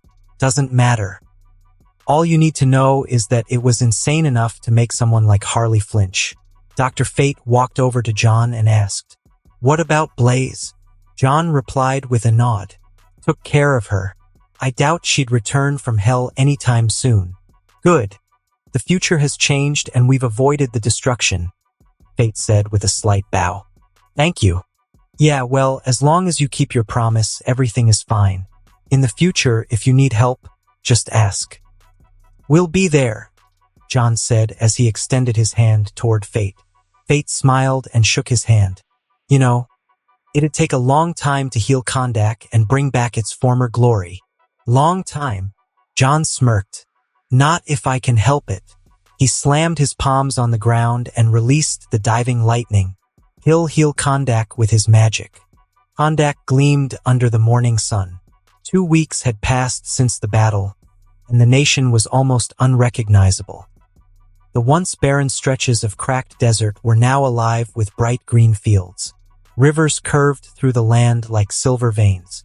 Trees swayed beside fresh roads. Birds perched on rooftops that had never seen wildlife before. The air even smelled clean. The people had returned in waves. They stepped through the gates and fell to their knees at the sight of flowing water. Children laughed as they splashed in newly formed streams. No one understood exactly how it happened, only that the lightning that fell from the sky had reshaped their homeland overnight. And at the center of it stood John. Not as a god who demanded obedience, just a man who kept his promises. Still, when he walked the streets, the people knelt. They placed hands on their hearts and bowed their heads. Old men cried. Mothers whispered prayers of gratitude. Soldiers who once doubted him when he left after taking down the dictator stood with their fists over their chests. Word spread through the reborn nation. Their savior had returned. He had freed them once. Then he had given them their future. And now he had given them life itself. John stood on what used to be the central plaza. Now it looked more like a garden. Water flowed through crafted channels that ran between patches of fruit trees. Harley sat on the edge of a fountain, dipping her boots into the water. She watched the crowds with a smirk. You know, John, I think you broke the record for fastest country makeover. There are home renovation shows that take longer to repaint a kitchen. Maureen sat beside her, sipping iced tea. He was awesome. I can barely grow a little plant and look at him. John rubbed the back of his neck. It wasn't that serious. A woman nearby fell to her knees the moment he spoke. Several others followed. John sighed, trying not to look as awkward as he felt. No, please get up, everyone. Stand. I'm not your king or your god. I'm just a man. They rose slowly, although none of them looked convinced. A young boy hurried forward. He carried a loaf of freshly baked bread and held it up like an offering. For you, sir. My mother said this land is alive again because of your light. John softened. Thank her for me. He took the bread. The kid ran off, grinning. Hawkman flew down and landed with a heavy thud. You created something incredible. Kondak has been talking about nothing else for days. Dr. Fate appeared beside him, walking instead of floating this time. The balance has shifted. A nation was dying. Now it breathes again. You restored what time tried to erase. John shrugged. It was the least I could do. It was far more than that. Fate replied, sounding tired but sincere. Guy Gardner approached with a bag of fruit. Okay, so I'm not saying I like you or anything, but have you seen these apples? They're like magic apples. I don't even eat fruit, and I want more. Cyclone laughed from behind him. It's called nature, Guy. Nature ain't supposed to taste like candy. Harley leaned toward Maureen. Think we should tell him those grow naturally and he's just been eating garbage his whole life? No, Maureen said. Let him be happy. Next morning, cameras crowded the plaza the next morning. Reporters stood shoulder to shoulder behind a rope line. Microphones pointed toward the raised platform at the center of Kondak's newly restored square. Helicopters hovered overhead. News drones buzzed like mechanical insects. Every major network on the planet was tuned in. Every leader was watching. John stepped onto the platform with Harley and Maureen at his side. The crowd of civilians filled the plaza and spilled into the streets. Their cheers faded slowly into a reverent hush. John looked calm as he approached the podium. Good morning, he said. The cameras flashed. I will be simple and clear. Kondak fell because the world turned its back on it. It stayed broken for decades because no one stepped forward to help. Not even the heroes with godly powers. I left this place once after freeing it from the dictatorship and believed that everything would be fine. Well, the truth is, I was really weak and needed time to recover. So I had to leave. And now that I've returned, he glanced around him at the people of Kondak. Their eyes shone with hope. I will not leave again. A wave of cheers rose, then quieted as he lifted a hand. I will rebuild Kondak to what it once was and beyond. I will restore every city, every farm, every coastline, every family that was displaced. What you see here is only a fraction of what this nation will become. Harley elbowed Maureen and whispered, He's killing it. Maureen nodded. John continued, A part of Kondak has been brought back to life, but only a part. For years, other nations took land from us while our people suffered. They claimed territory that belonged to Kondak long before any of them put their flags down. He looked directly at the main camera. The red light blinked, and his tone sharpened. I'm telling those nations now. Give back the land you stole. Reporters gasped. Some scrambled to write. Others yelled questions that were drowned out by the crowd. John pointed at the camera. This is not a declaration of war. I don't want wars. I don't want conflict. I want what is ours returned without bloodshed. Then his voice dropped into something colder. This is not a threat but an ultimatum. Silence swept across the plaza. Even the breeze seemed to stop. You have 1 week to evacuate civilians. Sign the documents and hand over every mile of Kandak's land you claimed. Do it peacefully. He paused. Because if you don't, I will take it back myself. A ripple of shock spread through the press line. John leaned forward a little. And Waller, he said, voice firm and warning. Don't try anything funny. I'm not playing games with you. Stay out of my way. Gasps erupted again. Reporters shouted. Governments watching around the world froze. John stepped back and finished. To the people of Kandak, you are home. And no one will ever threaten our nation again. The crowd exploded with cheers so loud they drowned out the news drones. Harley whistled as she pointed her fist at Maureen, who fist bumped her with a smile. Things are gonna get pretty noisy around here, Maureen said. Harley grinned. Doesn't matter. John is the king, we are his queens. So, technically, this is also our kingdom. Anyone who messes with my kingdom is gonna get their heads smashed with my mallet. Washington, D.C. 3 days later, the Situation Room felt smaller than usual. Too many people, too much tension, not enough air. The table was packed with presidents, prime ministers, defense ministers, and senior generals from more than 20 nations. Their aides lined the walls. Security stood outside every door. The giant screen showed an aerial view of Kandak. Green fields, blue rivers, thriving villages, and construction happening at an impossible speed. Reports scrolled across the bottom of the screen. Sovereign recovery, unidentified renewable energy signatures, population return exceeding projections, stabilization of regional climate. In the corner of the display was a paused image of John during his broadcast, eyes fixed on the camera, voice frozen mid-ultimatum. The President of the United States looked tired. He hadn't slept much. He cleared his throat. Let's begin. A German minister spoke first. We all saw the speech. This is a man who reshaped his nation in a single night. That is not normal. That is not something any country can tolerate on its border. The French president leaned forward. Not just reshaped. He is building a power base. And he issued an ultimatum to every nation sitting at this table. We have 1 week. A Saudi representative shook his head. We made legal agreements with the previous regime. Waller spoke coldly. Those agreements were with a dictator who is now ash and dust. John does not care about legal documents. He cares about power. And he now has more power than anything we can match on short notice. The British Prime Minister tapped a pen against the table. Then we hit him before the week is over. Several leaders reacted at once. That would spark a global conflict. The other heroes might step in. We do not have weapons that can match this man. You think Superman can take him down? Harley Quinn with superpowers alone is a tactical nightmare. And the girl, Maureen, can freeze anything and use lightning like John and Harley.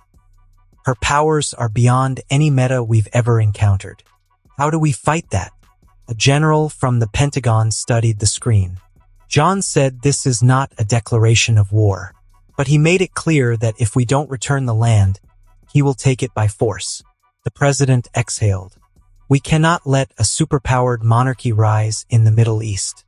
Kandak cannot become a haven for metahumans who answer only to him. The Israeli representative leaned forward. Our border sits right next to the territory he wants returned. We cannot allow a man with godlike power to annex land whenever he feels like it. Waller folded her hands. He's not annexing. He's reclaiming territory that historically belonged to Kandak. Regardless, the threat is the same. He has the power to enforce his demand. A silence settled around the table. Then the Canadian Prime Minister spoke quietly. Are we discussing containment or removal? Everyone turned to Waller. Is there anyone capable of stopping him? The U.S. President asked. Superman and the other heroes said they won't involve themselves with this matter, regardless of our decision, but Dr. Fate and the Justice Society might join hands with John. And that'll put everyone in a dangerous situation and destabilize the world. So, the best thing to do is to return land and make that place his prison. That's the most peaceful option right now, Waller said as she looked at the girl in a classic office suit, standing beside her. The girl took off her glasses. However, if he tries to go beyond that, then we'll use someone more than capable of handling him, or at least hurt him enough for us to finish the job. Waller simply nodded at the girl. The girl closed her eyes, took a deep breath and said, "Enchantress." The seventh day arrived. By dawn, borders shifted quietly as convoys rolled out and flags were lowered without ceremony. Most nations complied, signing documents, pulling troops back, and evacuating civilians. No celebration followed, only a tense stillness as the land that had been taken was finally returned. Some governments begged for help instead of compliance. They called the Justice League, the Society, anyone with a symbol and a cape, hoping heroes would stand between them and consequence. None answered the call. Those same heroes remembered the mass graves, the chains, the silence that followed every report of slavery and executions. Rules and politics had been the excuse back then, so neutrality became the answer now. Stepping in would have meant choosing governments over people. Doing so would have meant defending theft simply because it was old and legal on paper. No hero wanted that stain, and none were willing to call John a tyrant for fixing what they ignored. Silence, for once, was honesty. The borders shifted quietly, until a few idiots decided quiet was weakness. 3 military coalitions ignored the withdrawal deadline. One fleet crossed the border before noon. It lasted less than 3 minutes. Harley met them alone. Radar operators saw something red hit the lead aircraft carrier at hypersonic speed. Cameras caught a laughing blur bouncing from ship to ship. Decks split apart. Turrets were ripped free and thrown like toys. Missiles detonated harmlessly against an invisible force as she cartwheeled through explosions, cackling loud enough for open mics to pick it up. Harley stopped to wave. That's when she got locked by missiles.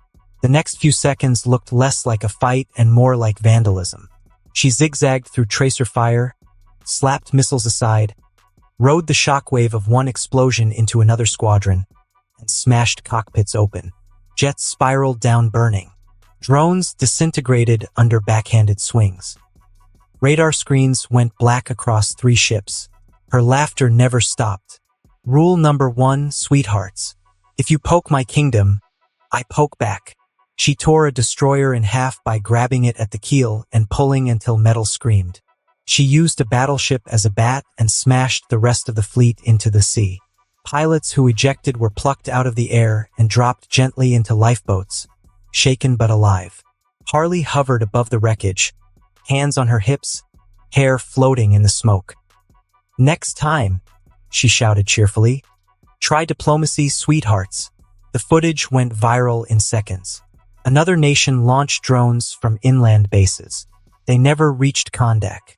Harley intercepted them laughing, skipping from one to the next, crushing them midair like paper toys while humming to herself. When it was over, she posed for a camera she knew was watching and blew a kiss. No one tried a third time. By the time the smoke cleared, nothing remained of the attack force except twisted metal and fear. Harley flew back toward the city. By evening, the last disputed document was signed. Borders were restored. Land returned. Kondak stood whole again. John watched from the balcony overlooking the capital as the sun dipped low. Construction crews worked below, not rebuilding ruins but expanding cities that no longer feared collapse. Fields glowed green beyond the skyline. Rivers reflected gold and orange light. Harley dropped beside him, boots dangling over the edge. "Dceu," she said, licking her thumb and wiping a smudge off her mallet. "Best eviction day ever." Maureen joined them quietly. Her eyes tracked the horizon where borders used to be lines of blood and wire. "Can't cure stupidity," she said. "So what now?" Harley asked as she flew upside down and looked at John. "Now," John thought for a moment before saying, "Now we'll raise a magic barrier around Kondak to prevent those pests. After that, we will establish a group of heroes, then look over the construction and cover the new lands, then create a new council of wizards. But before all that, I'm taking Maureen out on a date." Maureen simply blushed. Harley pointed at her face. "Me? Double date." The temperature fell to freezing point for a few seconds as Maureen gave Harley a sinister smile. "Yum, I think I'm gonna let you two alone. I can always go another time. You two enjoy your time together." "Yeah." Harley quickly flew away as she felt a chilling sensation down her spine. Yang. Bluebell got some nasty chills. Next evening. Location: John's Island. The sea was calm that evening, a wide mirror reflecting the fading orange sky as John guided Maureen toward the unmarked island, which he obviously claimed as his own. Waves whispered softly against pale sand, and the air carried the clean scent of salt and warmth. The island revealed itself slowly as they landed. Lantern lights glowed between palm trees, casting soft halos over the beach.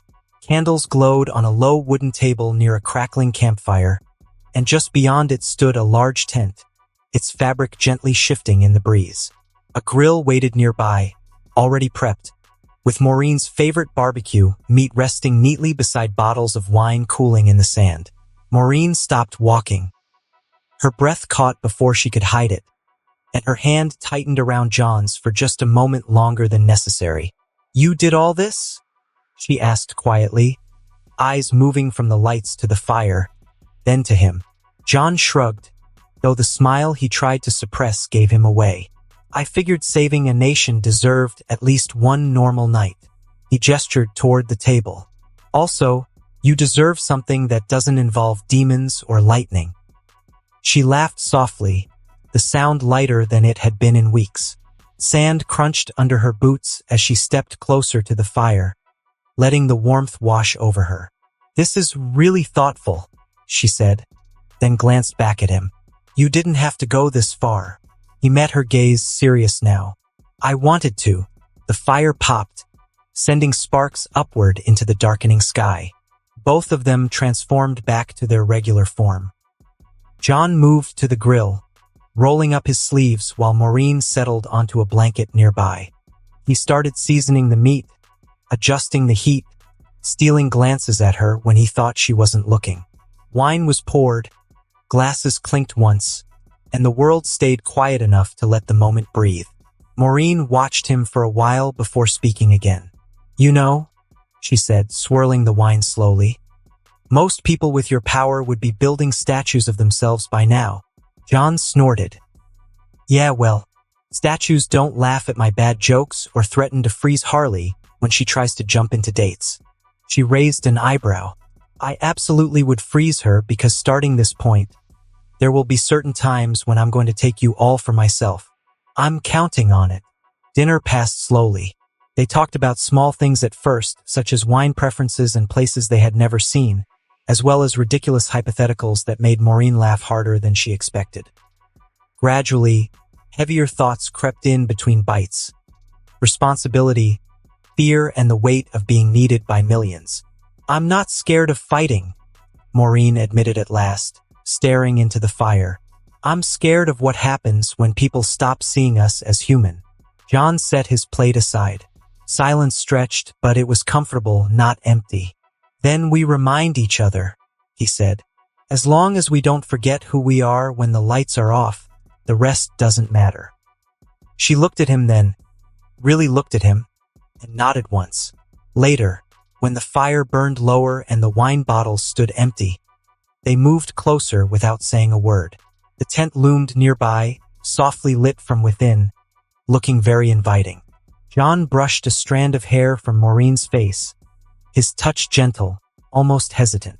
"This island," she said quietly. "What did you mean when you said it's yours?"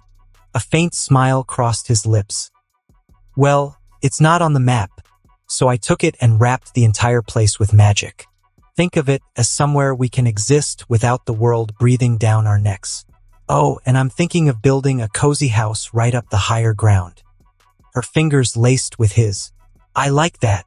They walked together along the beach. John's arm was around Maureen's waist as she leaned closer with her arm around him. They simply walked, enjoying the silence and each other's company and lost in time. Then, at the edge, they stopped. Marouin wrapped her arms around his neck and looked into his eyes. She whispered, "Kiss me." He rolled onto his side, pulling her close, his arm wrapping around her waist. Maureen snuggled into him, her head resting on his chest, listening to his heartbeat slowly return to normal. John kissed the top of her head, his hand stroking her hair. "That was incredible," Maureen murmured, her voice soft and content. John chuckled, his chest vibrating under her ear. "It was," he agreed. "Are you okay? Does it still hurt?" Maureen shook her head. "No, it's fine now. Just a little sore, but in a good way." John smiled, his thumb brushing against her cheek. "I'm glad," he said. "I want you to enjoy this, to enjoy us." Maureen looked up at him, her eyes filled with love. "John, I really do." They lay there in silence under the night sky on the beach. While John was stabilizing Kondak and reshaping a nation, Themyscira was falling apart. The escape began quietly, the way disasters often do. Transformation Island had held many of Wonder Woman's enemies over the years. It was designed to break criminal ambition through isolation and reform. Well, it was basically a prison island. Hypnota had waited patiently, observing routines, learning guards' habits, and studying the rhythms of the island like a predator memorizing prey. When the moment came, she struck from within. She hypnotized the guards, turned off the security system, and freed all the prisoners. Then she went to the max level and freed her old team. Blue Snowman emerged laughing through clouds of freezing vapor. Cheetah followed behind her. Then, Dr. Poison walked out of her containment cell, already planning which toxins she would perfect next. Queen Clea got out, and the first thing she did was summon a massive tidal wave to tear open coastal defenses. Giganta and Jinx meet up with Hypnota to discuss their next move. By the time Themyscira received the first fragmented distress signal, it was already too late. Hypnota did not waste time with siege or terror tactics. She went straight for the heart of the Amazons. Her hypnosis power has evolved over the years. Warriors halted mid-stride. Patrols lowered their weapons. Sisters turned toward her with glassy eyes and perfect obedience. Even the most disciplined minds bent under her control, their wills rewritten with a smile and a soft word. Diana fought it. She felt the intrusion the moment Hypnota's influence brushed her thoughts. Years of discipline, divine blood, and unbreakable will allowed her to resist longer than any other Amazon. She stood against it in the palace courtyard, fists clenched, teeth bared, trying to anchor herself in memories of truth and purpose. It was not enough. Hypnota stepped forward, her voice calm and absolute, and Diana's resistance shattered. Her knees hit the marble. When she rose, her eyes no longer burned with defiance. They reflected only obedience. Seeing their champion fall broke the last organized resistance on the island. A small group of Amazons refused to surrender. They fought their way through controlled sisters without striking to kill, retreating step by step toward Science Island. These were scholars, engineers, tacticians, and warriors who had trained to protect knowledge rather than wield brute strength. They activated the barrier. A dome of shimmering energy rose over Science Island, sealing it completely. Hypnota's influence slammed against it and failed to pass through. Queen Clea hurled waves against the shield until the sea itself calmed. Dr. Poison tested airborne toxins, only to watch them disperse harmlessly. Blue Snowman froze the barrier until ice cracked and shattered without effect. Even Giganta's strength and Jinx's beams weren't enough to pierce the defense. The barrier held. Inside the barrier, the remaining Amazons watched their home fall in silence. They saw sisters marching in perfect formation under Hypnota's control. They saw Diana standing at Hypnota's side like a living trophy. As for Hippolyta, no one knew if she had escaped or captured. No trace of her aura could be found. For the first time in Amazon history, Themyscira stood leaderless. Hypnota claimed the city before nightfall.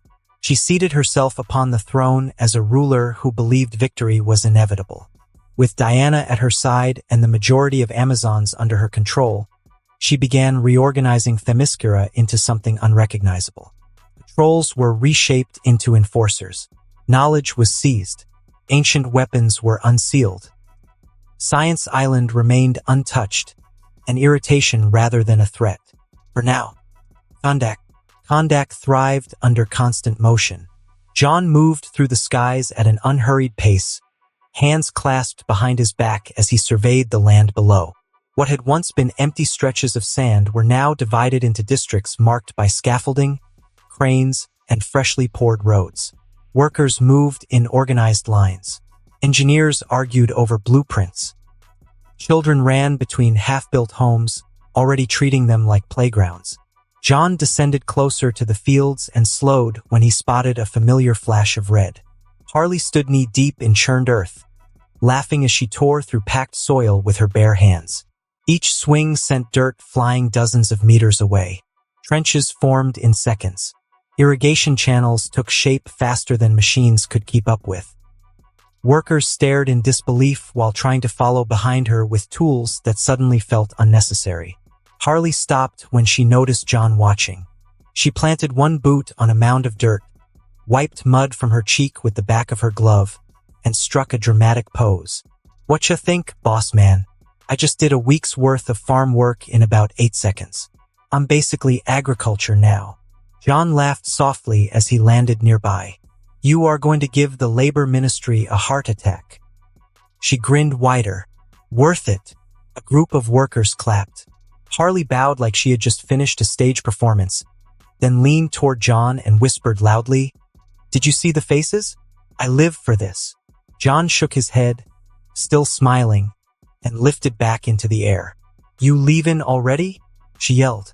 "Yeah, gotta check out the mountains," John replied. "An awesome job, Harl." Harley gave him a thumbs up with her signature grin. "Leave this side to me." John flew straight to the mountain. The mountains rose in the distance like a jagged spine dividing nations. As he approached them, the sound reached him before the sight. Thunderous cracks echoed through stone, followed by controlled shockwaves that rippled outward without collapsing the surrounding peaks. Maureen stood at the center of it all. She hovered just above the rock face, eyes focused, hands glowing with a blend of blue-white frost and crackling lightning. With careful precision, she drove concentrated blasts into the mountain, carving a wide passage straight through solid stone. The rock shattered cleanly, freezing and fracturing before dissolving into fine debris that fell harmlessly to the ground below. John landed beside her as she finished clearing another section. She exhaled and rolled her shoulders. "This is harder than it looks." "You are doing great," John said, looking over the forming trade route. "Once this is finished, transport between Kondak and Egypt will be seamless." Maureen nodded, brushing dust from her gloves. "They moved fast on the treaty." "They understood the value," John replied. "Healing produce, disease resistance, renewable trade routes." They saw opportunity instead of threat. She smiled faintly. "I am glad someone did." Evening. The park near the capital had filled up long before sunset. Lanterns hung from newly grown trees, glowing softly as the sky shifted from blue to gold. Long grills lined the stone paths, smoke curling upward in lazy spirals while laughter carried through the air. Harley was the loudest part of it. She had somehow acquired half a dozen pogo sticks and a crowd of kids who treated her like a carnival attraction. She bounced across the grass with wild enthusiasm, hair flying, cackling every time she nearly wiped out on purpose just to make them scream and laugh. "All right, ankles of steel," she announced, landing beside a small girl clutching her helmet. "Knees bent, grip tight, and commit to the chaos. Hesitation is how gravity wins." The girl bounced once, wobbled, then bounced again, laughing uncontrollably. Harley clapped. "That's it. You are officially cooler than 90% of adults I know." A boy wiped out nearby and landed flat on his back. Harley immediately dropped beside him, peering down with exaggerated concern. You alive, champ? He nodded, breathless. Good. That means you gotta try again, she said, hauling him up by the collar and planting him back on the pogo stick. Pain builds character, and lawsuits build paperwork. Parents watched from nearby benches, looking amused. Across the park, John stood at one of the grills with his sleeves rolled up, turning skewers with careful attention. The smell of spiced meat filled the air. Maureen stood beside him, passing plates and quietly correcting his seasoning with a look that said she had already decided she was right. You used too much, she said calmly. I followed the recipe, John replied. You followed the idea of the recipe, she said, sprinkling just a bit more salt. Trust me. He smiled and let her take over. Ido. A man nearby laughed. If she says trust her, you trust her. Maureen blinked, slightly embarrassed, and nodded politely. That seems reasonable. I was a cook for years and now she's going to teach me. Great, John mumbled. One of the middle-aged men leaned in and whispered, That's life, mate. Never say no to your wife. Never correct them even if they are wrong. Maureen cleared her throat. The guy quickly stopped talking. As the sun dipped lower, more people joined in. Someone brought drums. Someone else started singing. Kids abandoned the pogo sticks in favor of chasing each other through the grass while Harley dramatically accused them of pogo abandonment. Do you know how many extreme sports licenses I do not have? She shouted, hands on her hips. This is disrespect. She eventually gave up and wheeled over a massive freezer she had dragged in earlier. She flipped the lid open with a flourish. Attention, citizens of my favorite place that is not allowed to arrest me, she announced. Ice cream time. The cheer that followed rivaled anything John had heard during the Reconstruction speeches. She tossed out bars and cones with reckless generosity, occasionally pelting someone in the chest just because she could. When a kid asked how she got so strong, Harley leaned in and whispered, Pure spite and a balanced breakfast. As night settled fully, the prayers stopped entirely. People ate, talked, laughed, and argued about which ice cream flavor was best. No one knelt. No one whispered invocations. They waved at John like he was a neighbor. They asked Maureen if she wanted more tea. Someone asked Harley if she could come back tomorrow to help build a playground, and she said yes immediately and then asked if explosions were allowed. John stood back for a moment, watching it all. The lights, the noise, the ease of it. This was what he wanted. Not reverence, not fear. Just life moving forward. Maureen joined him, leaning lightly against his shoulder. They look happy. They are, he said. She glanced toward Harley, who was now sitting on the grass surrounded by kids, telling an animated story with wildly inaccurate gestures. She fits here. John chuckled. Terrifying thought, but yes. Just then, John felt something enter the magic barrier. Up in the sky, a burning meteor-like object pierced through the barrier and was heading toward the ground. John sighed before yelling, SHAZAM! Lightning tore the sky open. John transformed into his peak form and flew toward the object at a blinding speed. The object was falling fast, trailing fire and broken light as it tore through the upper air. At first glance, it looked like a meteor, but John could feel the divine energy. He focused and saw that it was actually a woman. Woman, he muttered and accelerated.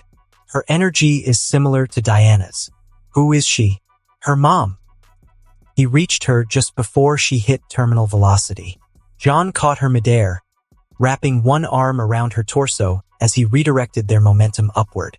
The sudden stop sent a massive shockwave rippling outward, splitting clouds and hammering the sky with a thunderous boom that rolled for miles. The fire around her extinguished instantly, scattered into sparks. Below, people staggered and looked up as the heavens themselves seemed to recoil. For a brief moment, they hovered. Her energy was unstable. Her golden armor was scorched and cracked. One shoulder plate was shattered entirely, exposing skin burned dark beneath it. Blood streaked down her side, glowing faintly before evaporating into mist. Wow, she's a beauty, he thought after seeing her face. I'm pretty sure she's related to Diana. Let's heal her first. John flew down to the playground and lay her down on the grass. The ground hissed faintly beneath her armor, still hot from re-entry. Maureen was already there, frost forming instinctively around her hands before she stopped herself when she felt the energy coming off the woman. Harley cleared the field before running up to them. "Divine energy," Maureen said, looking at the woman. The woman convulsed weakly, a pained sound escaping her lips as the last of the burning energy left her body. Her eyes fluttered but did not open. "Yes, she's probably Wonder Woman's mom." John placed both hands just above her chest. The lightning answered immediately. Golden light flowed from his palms and sank into her body, threading through shattered muscle, burned nerves, fractured bone, and divine pathways. John focused, carefully regulating the flow. Healing divine beings was different from healing mortals. Too much and he might overwhelm her. Too little and her essence might collapse. The lightning dimmed gradually as he finished. The woman inhaled sharply, her back arching as life surged back into her body. Her eyes snapped open, glowing molten gold for half a second before settling into something calmer, deeper, and wary. She stared up at John, confusion and alarm flashing across her face as she tried to sit up. Pain stopped her, and she hissed softly. "Easy," John said, lowering his hands. "You are safe. You are in Kondak." Her gaze flicked around rapidly, taking in the park, the lanterns, the stunned civilians, the distant towers, and the barrier shimmering faintly above them. Her brow furrowed. "Who are you, lady in gold?" Harley asked. The woman steadied her breathing and forced herself to sit despite the lingering pain. "I am Hippolyta," she said, "Queen of the Amazons, and I need your help to save Themyscira." John didn't react and kept his usual cold expression. "Explain." Hippolyta drew a slow breath, steadying herself. Hypnota escaped. She dismantled Transformation Island from the inside, freed every imprisoned enemy we ever contained, and then turned her power toward the heart of our people. Her mind control has grown far beyond what it once was. Entire battalions fell without raising a blade. Sisters turned on sisters without realizing it. Her fingers curled into the grass, trembling despite her effort to remain composed.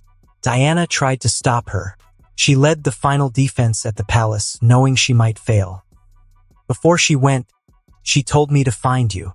John's eyes narrowed slightly. "Why me?" "Because you carry the spark of Zeus within you and many other gods, and you are the only one who can stop what's coming next," Hippolyta answered. "Which is?" he asked. "Ares is back. He planned to open the Doom's doorway. We were gathering our strength to fight him, but we never imagined Hypnota would get that strong and take over the island," Hippolyta said with a heavy sigh. "She probably used some artifacts or demonic power," Maureen muttered. "What's this Doom's doorway? Sounds kinda spooky," Harley asked. Doom's doorway, also known as the Gates of Tartarus, is a portal deep within the island that leads to Hades, the Greek underworld. It's a hellish prison that contains all manner of monstrous creatures and corrupt gods, Hippolyta explained. "I have no reason to help you," John said after a bit of thinking. "You should go to Justice League or Justice Society." Hippolyta started to speak, but he raised his hand. "And even if I wanted to," John continued, "I cannot leave Kondak. This nation has barely stabilized. Borders were returned days ago. Infrastructure is still fragile. If anything goes wrong or if we face an outside threat, everything we've built could fail. I won't risk my people's lives for yours." The words were cold, but true. Harley blinked and looked between them, choosing to stay quiet this time. Maureen sensed the change as well. John chose his people over Amazon. Hippolyta finally stood up. "They aren't strong enough to stop a fully recovered Ares. Not to mention, if the Doom's doorway is opened, the world will end." She looked directly at him now, not as a queen begging another ruler, but as a witness addressing a force she understood all too well. "You wield the lightning of Zeus." John did not deny it. "For centuries," Hippolyta continued, "I searched for a way to permanently seal Doom's doorway, We poured divine power into it. We built safeguards. We bound it with magic older than most civilizations. Nothing worked. Only Zeus's power can destroy it completely. Her hands clenched into fists. But the old gods are gone. Their thrones are empty. Their voices are silent. Zeus will never descend to strike the doorway himself. She lifted her gaze again, unwavering.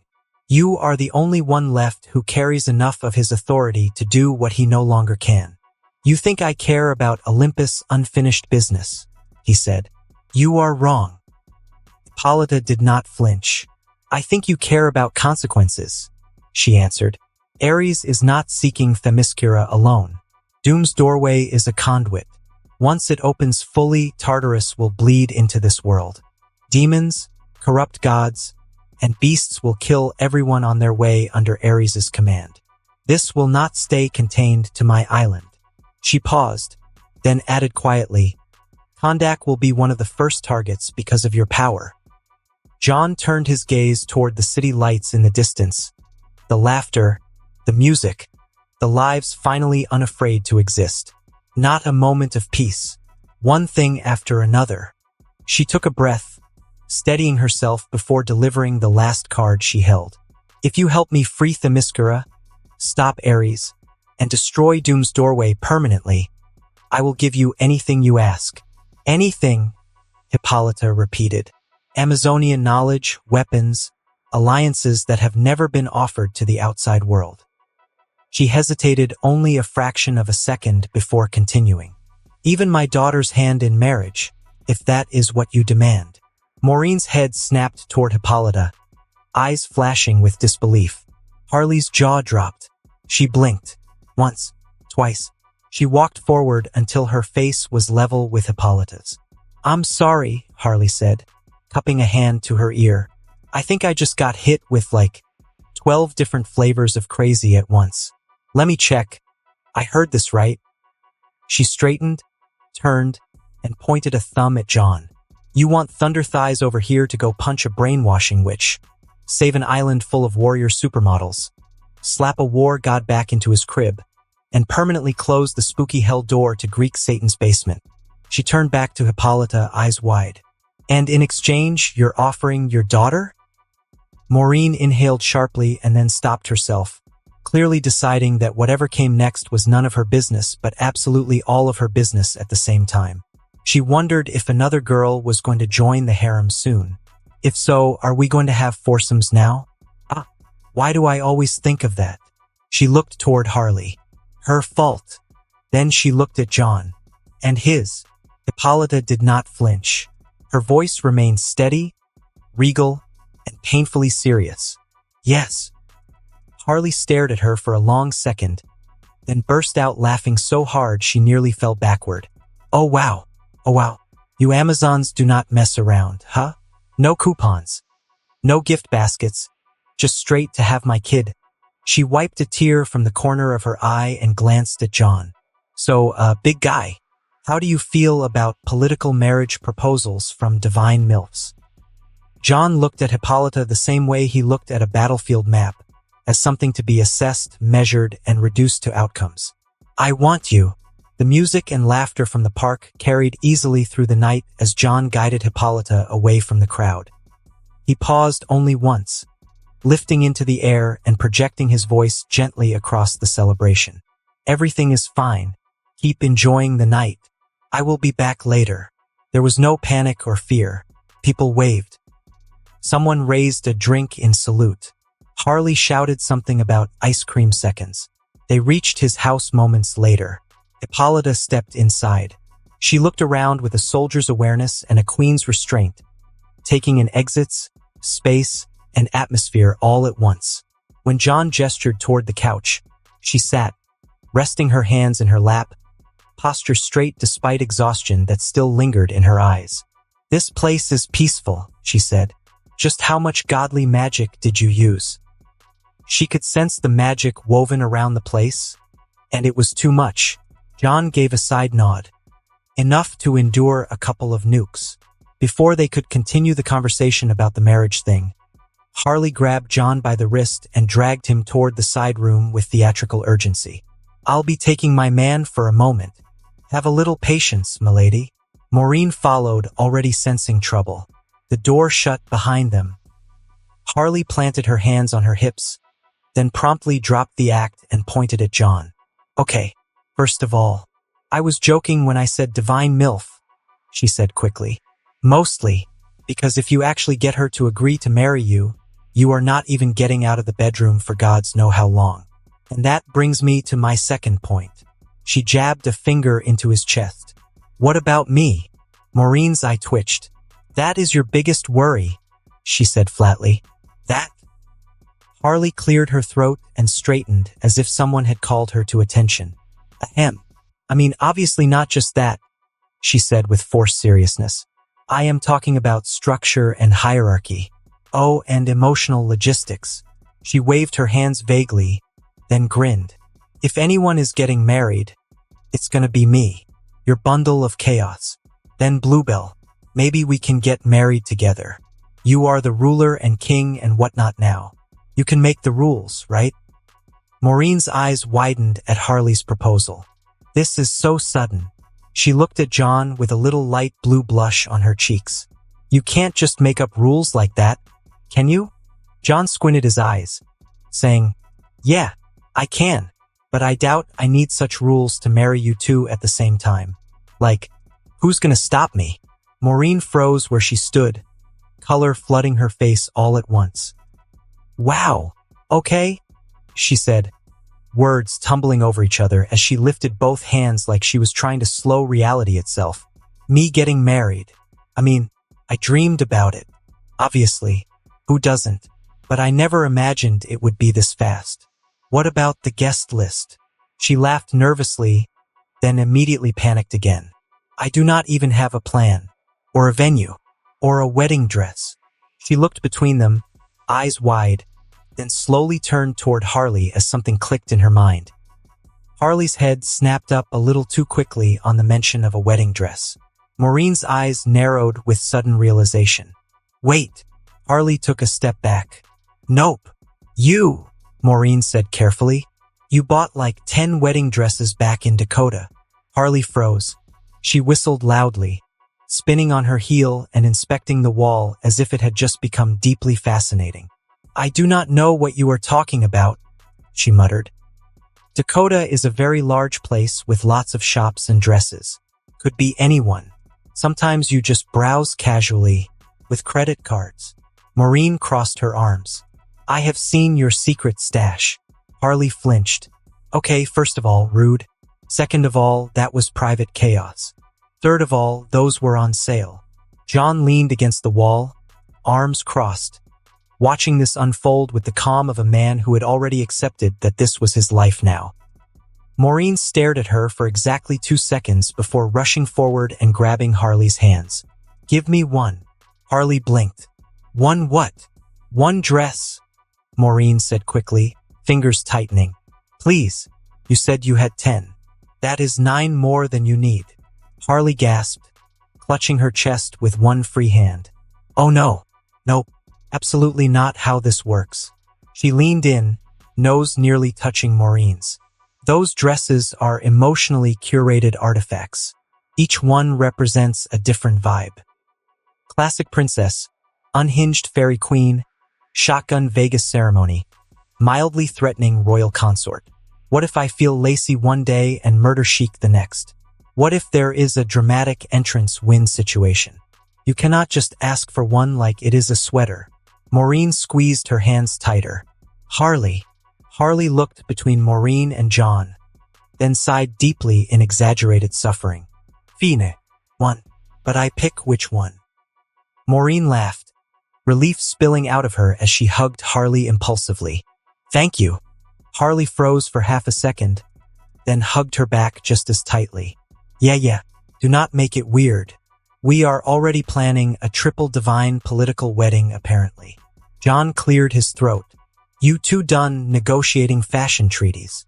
Maureen stepped back, still smiling, then hesitated. "Wait, are we really doing this? Like actually?" John walked closer, his voice steady and certain. If you want to, but only after stabilizing Kondak and taking care of the current mess of our queen. She searched his face, then nodded slowly. Ido. I am just processing the speed. Harley grinned. Thank God. Now you have enough time to buy your dress. So, you're really going to marry that queen? Maureen asked. That's just a proposition for now. Thanks to these gods and demons, I'm going to make Diana the queen of Paradise Island.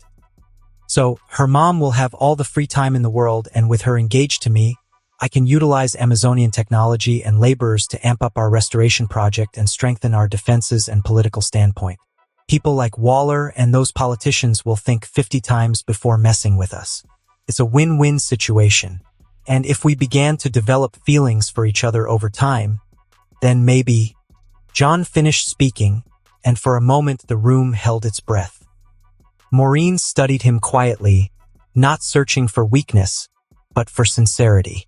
When she found it, she nodded, more slowly this time, her tone calmer. That makes sense, she said. You are thinking 5 steps ahead like always. I just needed to hear it out loud. Harley rolled her shoulders and grinned.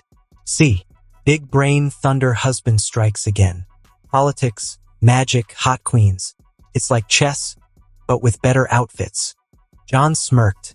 You are enjoying this far too much. Obviously, Harley replied. I am living my best life. I get to punch battleships, plan weddings, and bully politicians by proximity. This is peak Harley. Maureen exhaled and let the tension finally leave her shoulders. Then we deal with Hypnota, free Themyscira, stop Ares, destroy Doom's doorway, and after that we talk weddings. Harley snapped her fingers. I call shotgun on cake tasting. John shook his head fondly. You would. They stepped back into the living room together. Hippolyta was still seated on the couch, posture composed, hands folded neatly in her lap. To anyone without Amazonian senses, she looked calm and regal as ever. Only the faint tightening of her fingers betrayed her inner storm. She had heard everything. The jokes and panic attack Maureen had and Harley's 10 dresses. Then the way John spoke about changing paths and power, as if they were chess pieces. However, she also sensed something else beneath that confidence. There was restraint, thoughtfulness, and a lack of greed. Even at that moment, instead of taking advantage of the situation like a greedy person, John was thinking about his people and nation. That unsettled her more than arrogance ever could. For centuries, men had looked at her as an icon, a symbol, a prize, or a myth. Gods had spoken of her purity as if it were a weapon. Mortals had feared her authority. None had ever simply said, I want you, with that level of confidence. Her heart had not raced like this since she was young enough to believe such things were possible. John met her gaze without hesitation. I assume you heard, he said calmly. Hippolyta inclined her head. Amazons are rarely deaf to truth, she replied. Her voice was steady, but softer than before. And I appreciate honesty more than ceremony. Harley plopped down into a nearby chair, draping herself over the armrest. Cool, because the ceremony is going to be chaos later anyway. Maureen shot her a look. Harley grinned innocently. Hippolyta rose to her feet, armor catching the light as she moved. She walked toward the window, gazing out at the distant glow of Kondak's city lights. People moved freely below. Children ran. Fires burned not for war, but for warmth and food. If you help us reclaim Themyscira, if you stop Ares and destroy Doom's doorway, then Diana will ascend as queen. The Amazons will stand with Kondak as allies, not subjects. And as for me, she hesitated, just briefly. I will remain, she said, not as a bargaining chip, but as myself. Whatever comes after will be decided freely. Harley blinked. Wow, that was actually kinda hot. Maureen cleared her throat. Harley. What? Harley said. I appreciate emotional growth. John inclined his head. Then we have an understanding. Hippolyta felt the strange tension in her chest ease, replaced by something warmer, more dangerous. Hope. Thank you, she said. John nodded. Get some rest. Tomorrow we plan how to take back an island. Harley popped to her feet. Oh, island invasion. I love islands. Maureen smiled faintly. Try not to sink it. Morning. John stood at the head of the table, arms folded, eyes moving over a three-dimensional image of Themyscira suspended above the surface. It was Hippolyta's tech. Layers of magic, patrol routes, and ancient structures overlapped in shifting light. Harley sat sideways in a chair, boots on the table despite Maureen glaring at her. She munched on something wrapped in paper and hummed to herself. Maureen stood beside John. Hippolyta stood across from them. She has taken off her armor and is now in simple Amazonian attire. Hippolyta broke the silence. Ares is no longer hiding in weakness, she said. When he attacked me on my way here, I felt it clearly. He has regained his power. It's only a matter of time before he starts another world war. Maureen looked up. That explains your wounds. Yes, Hippolyta answered. I fought him long enough to know that facing him head-on without preparation would be suicide for most gods. He has learned from his last defeat. He is cautious now. John did not look concerned. Don't worry about Ares, he said calmly. I can deal with him. Hippolyta studied him closely. You say that with confidence. Even if you have the power of multiple gods, Ares owns the title of the god of war. That title gives him the unique ability to derive power from conflict and grow stronger with more fighting, and often instigates wars to increase his strength. Centuries ago, he orchestrated the War of the Gods, killing nearly all other Olympian gods, including Zeus, before he was banished. He managed to hurt Zeus, the king of the gods. So, I hope you can understand how powerful he is and take caution while facing him. John met her eyes with a confident gaze. We'll just see about that. Harley snorted. Yeah, war god versus thunder hubby. My money's on my hubby. Hippolyta inclined her head slightly, accepting it for now. Then the greater threat remains Hypnota. At the mention of the name, Maureen's expression hardened. She is the real problem, Hippolyta continued. Her power has evolved far beyond illusion or suggestion. She controlled hundreds of Amazons at once, including Diana. Harley stopped chewing. Okay, she said slowly. That part one don't like. John tapped the projection, zooming in on the palace grounds. That kind of mass control means fighting her directly is risky. One mistake and she could hypnotize us. Harley cracked her knuckles. Sounds like my kind of problem. I'll punch that mind-controlling bitch to the space. Maureen turned to her at once. No. Harley blinked. Excuse you. I'm pretty sure you'll try to play around with her just for fun, and you are too easy to trick, Maureen said evenly, and too easy to rage bait. Hypnota would have you dancing for her in seconds. Harley opened her mouth, then paused. Okay, rude, she said, but also fair. Maureen continued. I want to blitz her to a pulp, but considering Wonder Woman, who has super speed and diving power, failed, it's better to be safe than sorry. And we don't even know how she enhanced her power, if she's using some kind of artifacts or the extent of her abilities at the moment. I'll bombard her from a safe distance. Harley's grin slowly returned, wider than before. So that means you handle Diana and the controlled Amazons, Maureen said. Keep them busy, and no killing. Harley slapped the table and laughed. This is why I love you, Bluebell. I can finally punch Dee in the face and say I saved you without her punching me back. Hippolyta winced. Please do not enjoy that too much. No promises, Harley replied cheerfully. John raised a hand, bringing the focus back. That settles Hypnota and Diana. Now to draw Ares out of hiding. The projection shifted, showing underground chambers beneath Themyscira, ancient and sealed. He won't reveal himself that easily, Hippolyta said with a concerned expression. But if I'm not wrong, he should be near or on the island. Then we bait him, John said. Hippolyta looked at him. How? We use his hate for Zeus against him. A simple thunderbolt will be enough to draw him out. And once I engage him, you will guard the Doom's doorway, John explained. Harley leaned back in her chair. So let me get this straight. Bluebell freezes the brain witch. I play whack in Amazon. Thunder hubby body slams War Gramps. And Queen Mom stands guard at the spooky hell door. Maureen nodded. That's the plan. Harley grinned. Man, mornings used to be boring. Hippolyta looked at the three of them.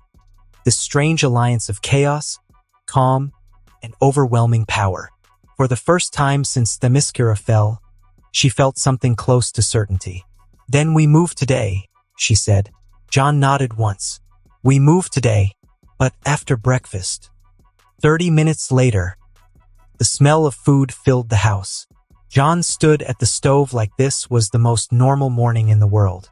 A pan sizzled softly as he turned eggs and bacon strips. Bread toasted nearby. Plates were already laid out on the table, simple but neat. The calm routine felt almost unreal, considering they were about to invade a god-ruled island. Maureen sat at the counter, watching him work while stirring her tea. Harley leaned against the fridge, stealing bits of food whenever John turned his back. Hippolyta stood near the doorway at first, observing. She had seen war councils, rituals, and divine feasts. This felt different. John placed the last plate down and nodded toward the table.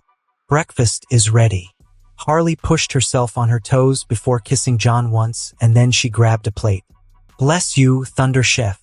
Maureen smiled and took a seat. Hippolyta hesitated, then walked closer, eyes fixed on the food with faint curiosity.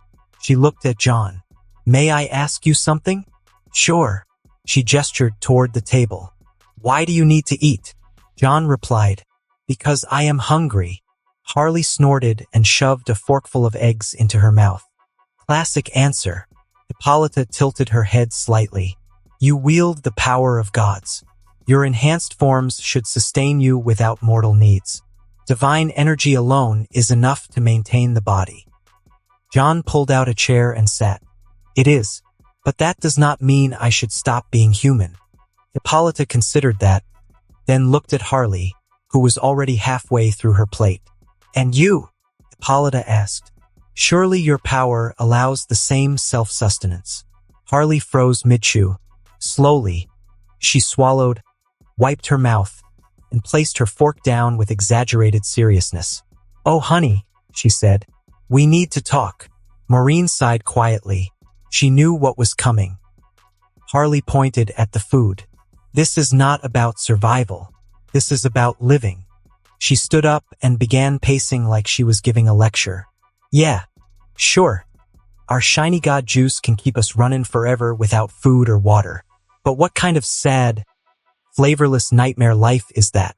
She grabbed a soda from the fridge and cracked it open. First of all, soda. What's life without a little fizz and bubbles? She took a loud sip, then continued. Second, ice cream. It's emotional comfort and a little slice of world peace, in a cone or bar. And third, food. It smells amazing, tastes incredible, and turns a bad day into something bearable. She leaned toward Hippolyta, lowering her voice like she was sharing sacred knowledge. And fourth, eating together. That is the important part. Hippolyta blinked. Harley gestured around the table. This right here is bonding. This is normal. This is how you remind yourself you are not just a weapon or a queen or a god-shaped problem solver. John watched her quietly, then nodded once. Maureen added softly, It helps us stay grounded. Hippolyta looked at the plates again, then at the steam rising from the food. Then the way John sat relaxed, the way Maureen leaned slightly toward him, and the way Harley was already reaching for seconds. A small laugh escaped her before she could stop it. You are all very strange, she said. Harley grinned. Yeah, but we are fun strange. Besides, you are about to join our family soon. So, you are also going to be strange soon enough. Hippolyta finally took a seat. She picked up a fork, hesitated, then tasted the food. Her eyes widened just a fraction. This is good, she admitted. John smiled faintly. Thanks. Harley slapped the table. Boom. Conversion successful. Next lesson after we save your island. Ice cream diplomacy. The sky over the sea was clear as glass when they left Kondak. John rose first, lightning rippling softly beneath his skin as he extended his will outward.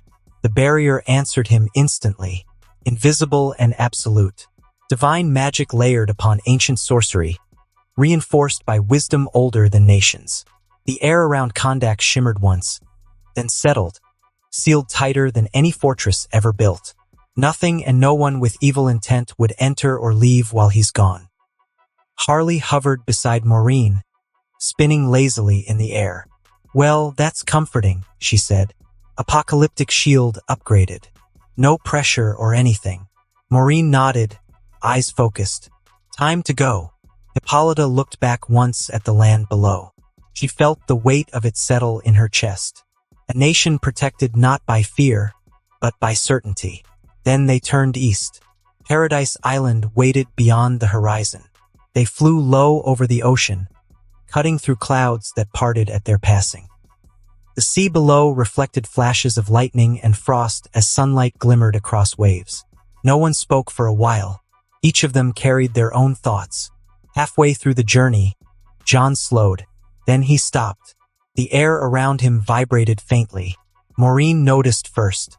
"John." He did not answer immediately. His gaze had shifted, no longer fixed on the direction of Paradise Island, but toward the north. He felt traces of divine energy that weren't theirs. "I can feel him," John said quietly. Harley rolled upright. "Feel who?" John closed his eyes for half a second, then opened them again. Lightning crackled faintly along his arms. "Ares," Hippolyta asked.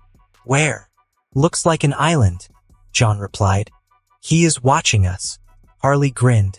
"Oh, war god side quest." "No," John said sternly. "You three continue to Paradise Island. Proceed exactly as planned. Hypnota first, Diana second. Do not improvise." Harley scoffed. "Rude." Maureen stepped closer to him. "You be careful." John nodded with a little smile. "You girls be careful too." Hippolyta inclined her head. "We will not fail you." Harley pointed at him. "Don't you go dying without me, Thunder Husband." John allowed himself a small smile. "Save the island." The three streaked toward Paradise Island, their auras fading into the distance. John turned. The world blurred. He crossed the distance in seconds, the sky tearing open around him as clouds split and scattered. The island revealed itself abruptly, a jagged mass of black stone rising from the sea like a wound. There was no life in that place, just rock and silence. John descended slowly this time. The moment his boots touched the ground, the air changed. It grew heavier, hotter. The scent of iron and ash hung faintly on the wind. Someone clapped. John narrowed his eyes.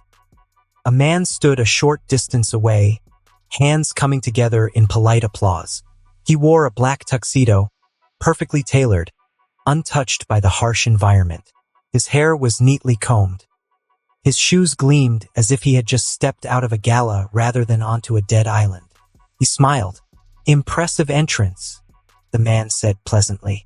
"Subtle, too. Zeus always did favor theatrics." John did not return the smile. "Ares," he said. The man sighed, mock offended. "Straight to the point. No small talk? Not even a bit of curiosity about what's going on or why I didn't hide and decided to confront you. That is disappointing." His eyes shifted. For a fraction of a second, the disguise slipped. Fire burned behind his eyes. Endless battlefields reflected in their depths. Blood, screams, banners torn apart by war. Then it was gone. He adjusted his cuffs casually. "You have grown powerful, champion of gods. Stronger than I expected." John stood still, lightning crackling around him. "You let Hypnota take Themyscira. You used that conflict to fuel your power." Ares shrugged. "I allowed her to remove obstacles. Nothing more. And yes, that conflict helped me regain my lost strength." "You planned to open Doom's doorway." "Yes." "You planned to start another war." Ares smiled wider. "I planned to end stagnation." The ground trembled beneath his feet, just slightly, as if the island itself reacted to his presence. "You hide behind mortals and mind tricks now," John said. "That is not the god who wounded Zeus." Ares laughed softly. "Zeus underestimated hatred. You are making the same mistake." He took a step forward. The island responded. Cracks spread through the stone. Heat rolled outward in waves. Ghostly echoes of clashing steel whispered through the air. "I am war," Ares said calmly. "Every conflict feeds me. Every scream strengthens me. Your existence has already accelerated my return. I won't lie, I was worried for a while when you shut off your powers and decided to live a normal life. I expected you to use your power to wage a war on the heroes for all the pain and suffering you went through. Sadly, I underestimated your mental prowess. I was about to make my move, but Joker, Shredder, and Blaze did the job for me by dragging you into the unavoidable conflicts. Now I'll..." John did not wait for the speech to finish. The world snapped.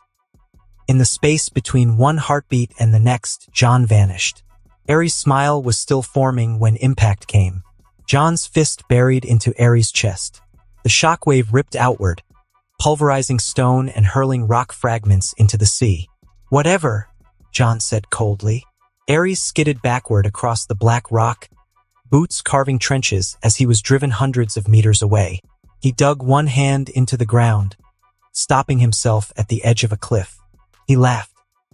Ares straightened slowly, brushing dust from his tuxedo as if mildly inconvenienced. John did not pause. He was already there. Ares was about to speak or laugh again.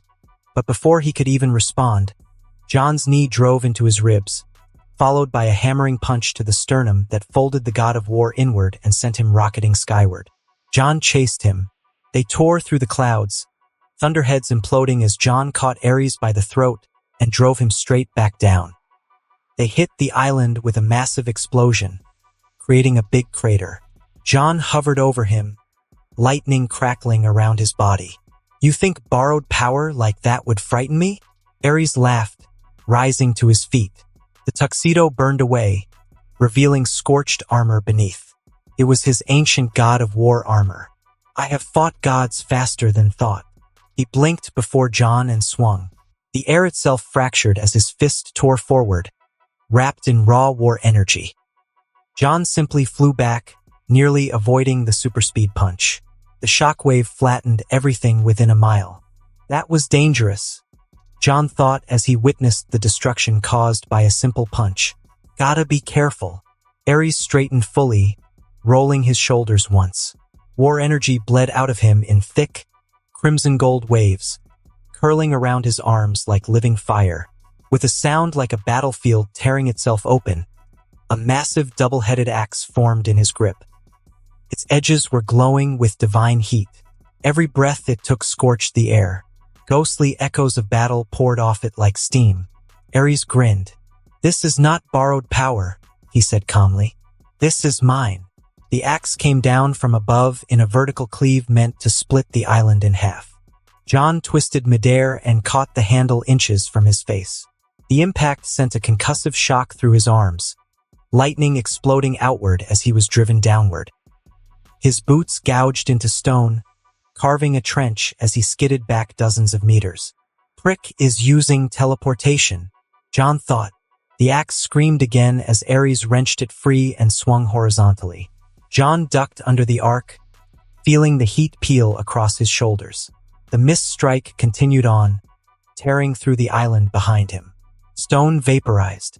The sea rushed in to fill the gap. John countered instantly. He drove a lightning-charged punch into Ares' side.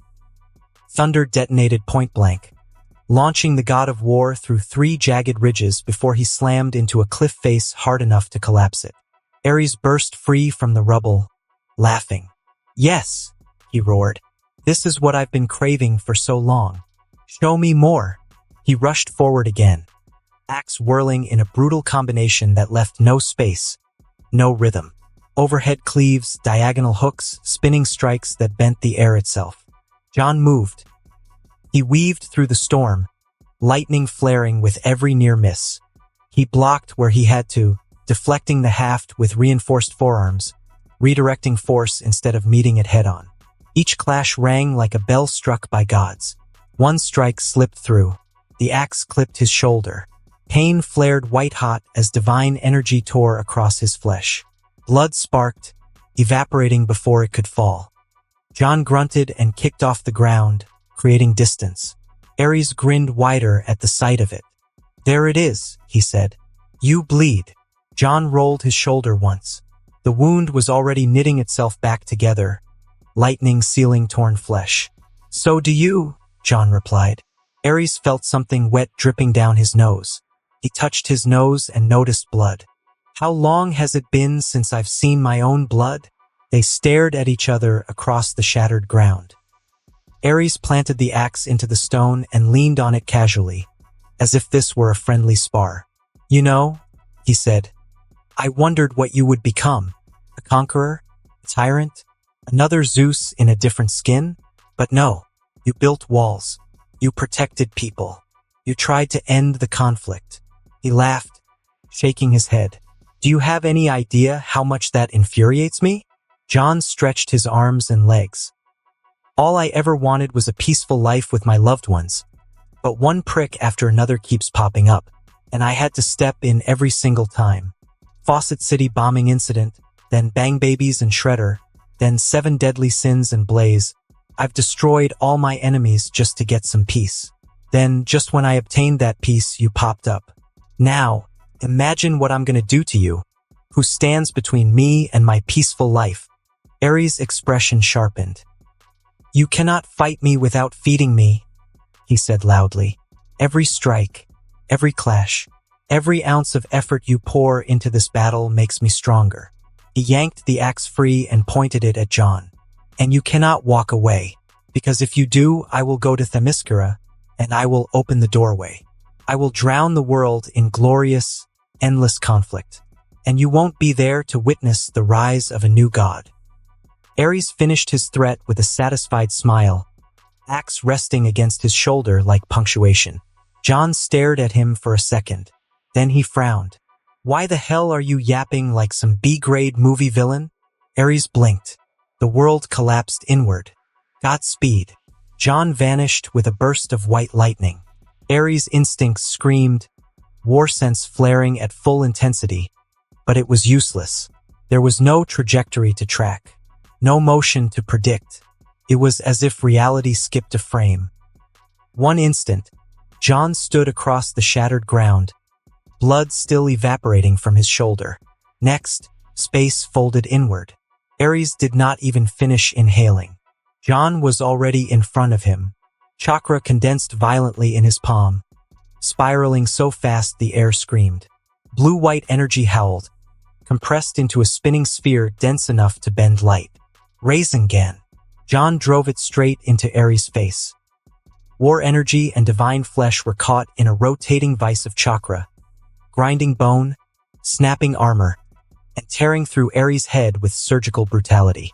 The force drove him backward, boots carving trenches through black stone as his body was hurled across the island like a cannonball. Ares slammed into a cliff face hard enough to shatter it, the rock collapsing around him in a cloud of dust and smoke. John decided not to hold back anymore and use 100% of his power. He understood that he could not afford restraint against a god who grew stronger with every second of conflict. The longer this battle dragged on, the more Ares would feed on it. By now, Harley and the others had reached Paradise Island, and battles were already being fought. Every clash there would only pour more fuel into the god of war. That ended now. John exhaled slowly. The air around him changed.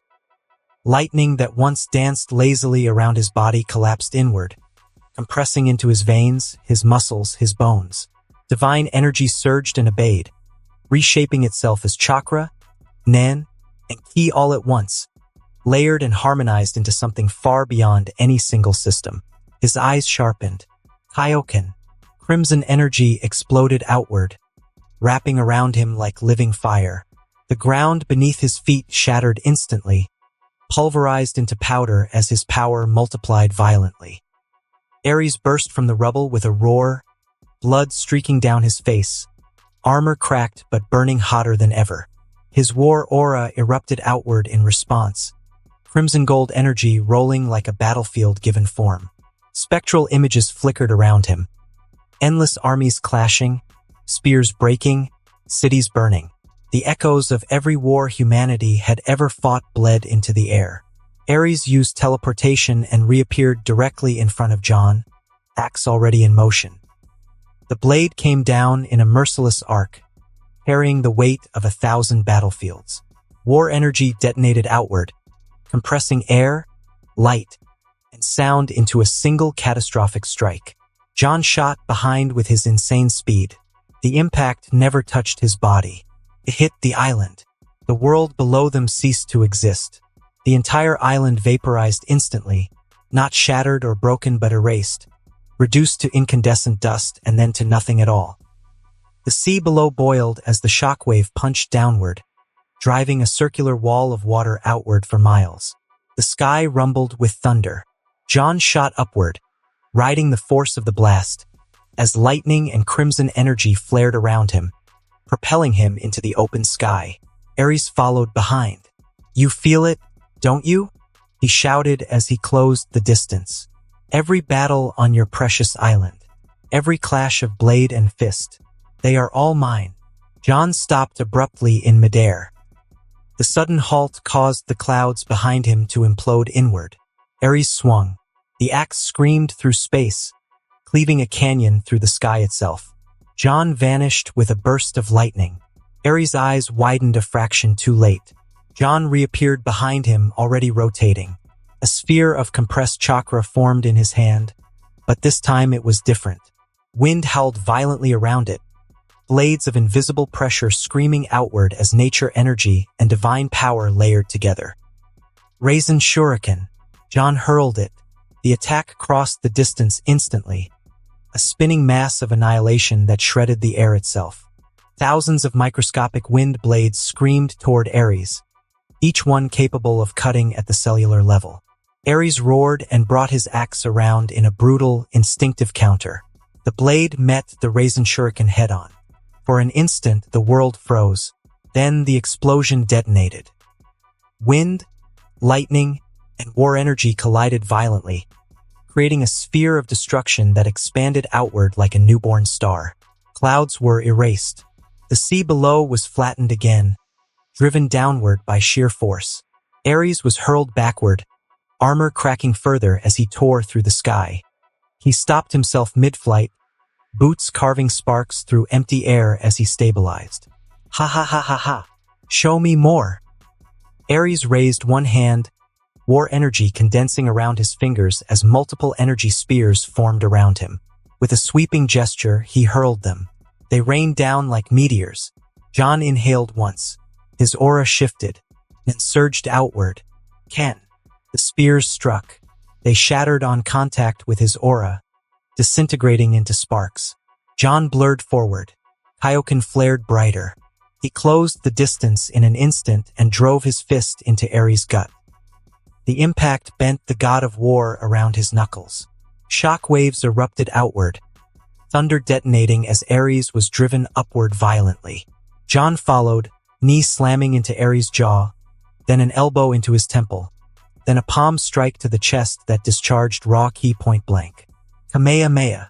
The blast erupted from his hands in a roaring column of blue-white energy, swallowing Ares completely and driving him through the sky like a comet. The beam punched through clouds, through atmosphere, and only stopped when it detonated high above the sea in a blinding explosion of light. Silence followed. Then laughter echoed through the sky. Ares burst from the fading light, armor shattered and reforming, blood streaming freely now, his grin feral and ecstatic. His healing seems to have slowed down from before. "Yes," he roared. "This is war." A burst of white lightning appeared before him. "No." John's blurry face appeared before his eyes and his voice. Ares' confidence vanished as his right arm was severed before he could react. He heard John's voice again and saw another flash of lightning. "This is a one-sided beatdown. Lightning blade." Ares screamed, not in pain, but in rage. Blood and war energy sprayed outward as his severed arm spun away into the clouds, dissolving into sparks before it could fall. His aura flared violently, the battlefield echoes around him swelling, as if the concept of war itself protested the humiliation. John noticed that Ares could tear through chakra, could endure ki blasts that would erase cities, and could even cut through techniques that shredded on a molecular level. Yet when war energy met Nen, reinforced by divine lightning, it broke. So he adapted. He stopped using chakra and ki, but kept the Kaioken up for extra speed and Ken for defense. "Time to end this," John said. "You are nothing but a mortal using borrowed power." Ares roared and surged forward, war energy tearing at the sky as he fought back with everything he had. It did not matter. He struck with super speed, teleporting mid-motion, reappearing behind John, above him, beneath him, attacking from angles that would have annihilated lesser gods. His axe slashed through space. His war sense howled warnings with every heartbeat. None of it reached John. John was just too fast for him to keep up with at this point. Every attempt Ares made simply passed through afterimages or met an immovable defense. Ares swung from behind. John turned and severed his other arm with a lightning-wrapped strike that cleaved clean through divine bone and armor alike. The limb disintegrated into sparks before it could fall. Ares staggered, shock flickering across his face for the first time. But he did not fall. War energy surged violently from his shoulders, boiling outward as he screamed. The severed stumps flared crimson gold, and new arms formed from condensed divine energy. They crackled with heat and electricity as fingers clenched and axes reformed within his grasp. He lunged again. It was useless. John met him head-on. A punch shattered Ares' ribs, divine armor collapsing inward with a sound like mountains breaking. A kick followed, snapping his spine midair and sending him tumbling end over end through the clouds. Before he could recover, John appeared above him and drove him downward with a knee that detonated thunder on impact. Ares slammed into the sea, water erupting skyward as if struck by a falling star. He burst back out instantly, healing struggling now, movements slower, rage beginning to edge toward desperation. Ares screamed and unleashed everything. The air ignited as thermokinesis flared, heat waves ripping outward hot enough to melt stone into vapor. John walked through it untouched. An invisible force slammed forward as telekinesis attempted to crush him, twist his bones, and tear him apart from within. Hurricanes formed as aerokinesis tore the sky open, cyclones of screaming wind meant to flay gods to nothing.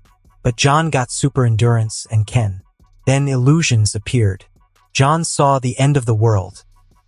His friends and family were dying from a demon invasion. Everything around him was burning.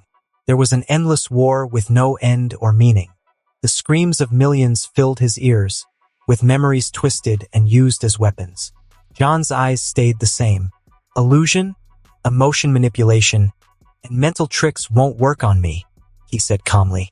Besides, my girls ain't that weak to die in the hands of some demon. The illusions shattered like glass. Ares staggered back, blood pouring freely now, healing barely keeping pace with the damage. For the first time since his return, fear flickered behind his fury. God of war, you say? John took a step forward. The sky darkened instinctively. What a joke! John mocked with a cold smile. Blinded by rage, Ares threw his head back and roared, summoning lightning from the heavens themselves. Black clouds spiraled, churning violently as divine lightning tore downward in blinding pillars. The bolts converged on John, striking him head-on in a cataclysmic explosion meant to overwhelm him, to strip him of power, to force him back into his human form. I'll annihilate you to nothingness. The world went white. Then the lightning changed. Instead of tearing John apart, it bent toward him. It wrapped around his body like a living thing, recognizing him, embracing him. The bolts did not burn. They fed him. Power surged. His aura expanded violently, Kaioken flaring brighter as divine lightning poured into him without resistance.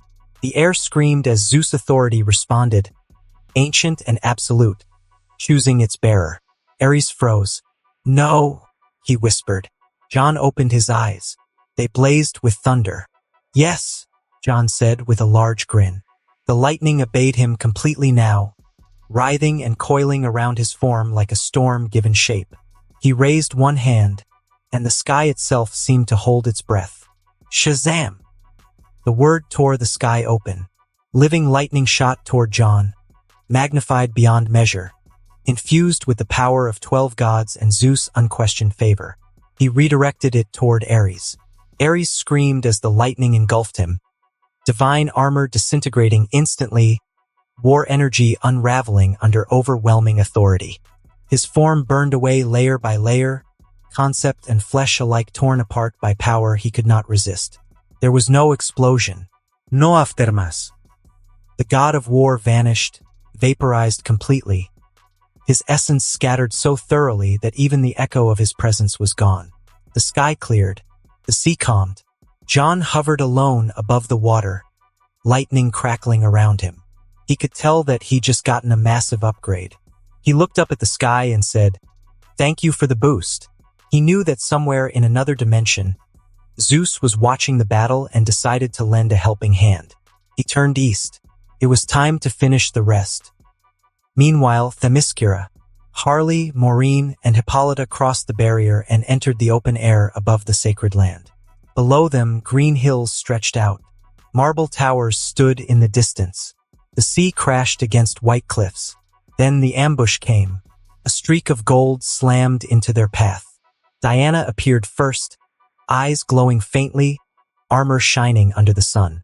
6 Amazons followed her, flying in formation with artifacts strapped to their arms and backs. Those artifacts were helping them to fly. Harley stopped in midair so suddenly that the air boomed. She glanced sideways at Maureen and Hippolyta. "Welp," she said cheerfully. "That is my cue." Before either of them could argue, Harley pointed 2 fingers back over her shoulder. "You two go and get the brain witch and the spooky door. I got flying punch ladies." Maureen looked at Diana, then at Harley. "Be careful." Harley grinned widely. "Always am. Emotionally, no. Physically, absolutely." Hippolyta's jaw tightened at the sight of her daughter, but she nodded once. There were a few metahumans who also escaped. "So, keep an eye out for them," she said. They split instantly. Maureen vanished in a streak of frost and wind toward the palace. Hippolyta dove toward the distant cliffs where ancient seals pulsed beneath the island. Harley cracked her neck and looked at the 6 Amazons. "Okay, gals," she said. "Time to get your spankings." They charged. Harley used her super speed. To the Amazons, it felt like time had stopped. One moment, they were flying forward with their weapons ready. Next, they felt pressure at the back of their heads. 6 sharp taps hit them with perfect control. Their eyes rolled back. Harley reappeared behind them, arms already moving. Ice rain began to fall. It was not gentle. Each shard struck like a spear, punching through stone, shattering columns, and pinning warriors to the ground without killing them. Frost crawled instantly across armor and skin, locking bodies in place before they could react. Hypnota screamed as the top of the palace shattered, and she barely dodged. She stood up. Her eyes burned with violet light as she pushed her power outward, desperately trying to reinforce her control. "Obey me," she shrieked. "Fight back and kill that bitch." She even tried to put Maureen under her control. "Kneel before me," Hypnota yelled as she shot her hypnosis beam, but Maureen was far away from her reach. Even with the enhancement of the artifact she got from Ares, she couldn't reach Maureen. The storm answered her instead. Maureen clenched her fist. The ice rain intensified, transforming into a full hailstorm.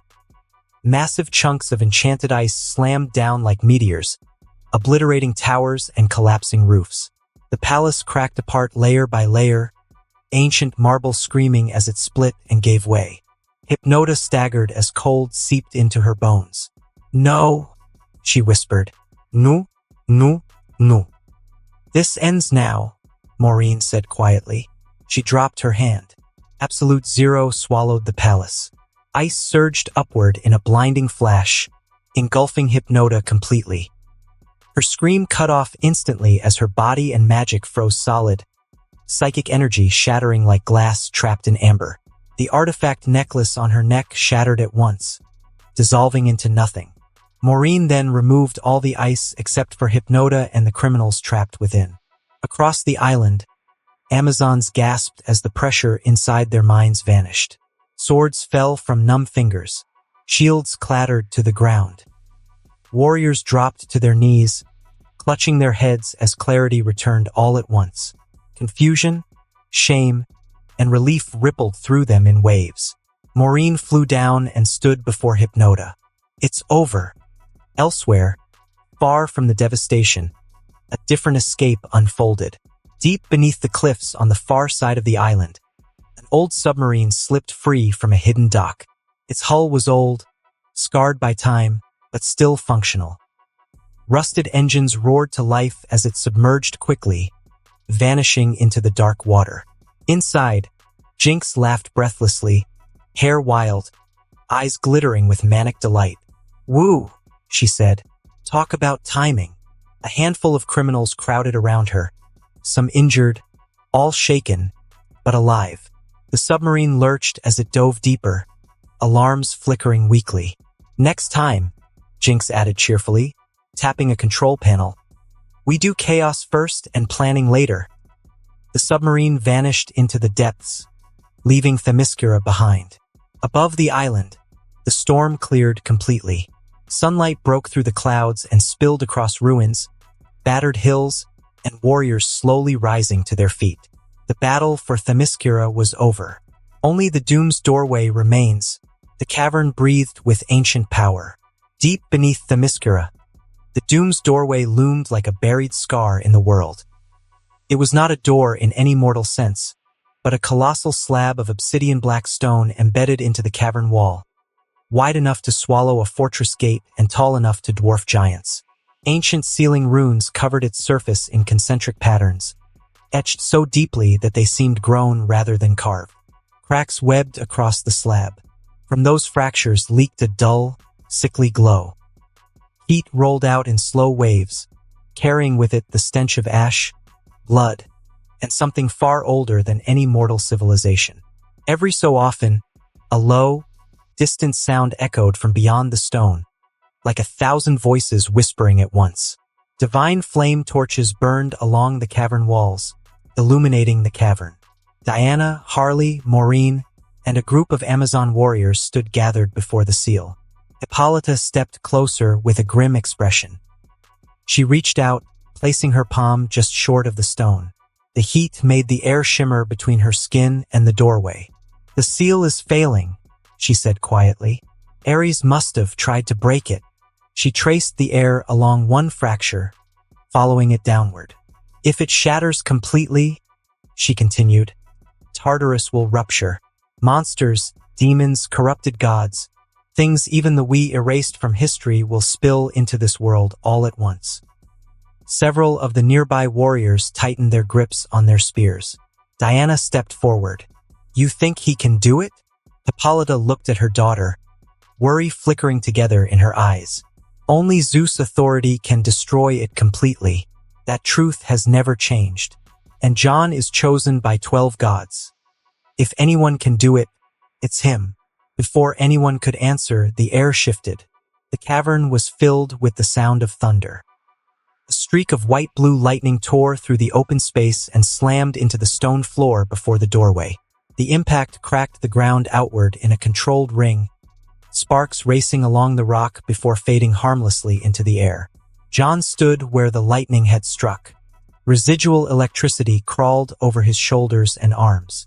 The oppressive heat bleeding from the doorway recoiled slightly, as if recognizing something it could not ignore. Harley and Maureen crossed the distance in a blur and hugged John tightly. He hugged them back. They stood there for a moment without a word, glad that no one was hurt. "You two all right?" he asked. "Yep. Kicked some villain butt and toe and punched D. So I'm dandy," Harley replied, still hugging. "I got the easy part. I simply used ice rain and a hailstorm," Maureen replied. "So, did you kick that Ares butt?" Harley asked, looking up. Oh yeah. That retard tried to kill me with divine lightning. Haha. You should have looked at his face when I vaporized him, John said, pulling himself back a little. Did he piss his pants? Harley asked with a large grin. John replied, I don't know, but I'm pretty sure he tore some nerves in his brain in rage when he realized how in trouble he was. Around them, the Amazon warriors watched in silence. For the first time since the creation of Themyscira, a man stood on the sacred island itself, past all outer wards and ancient prohibitions. Aphrodite's law, woven into the land since the creation of the island, should have rejected him. And according to the law, the Amazons would lose their immortality if a man stepped on the island. But nothing happened. Instead, the air thrummed faintly, as if acknowledging a higher authority.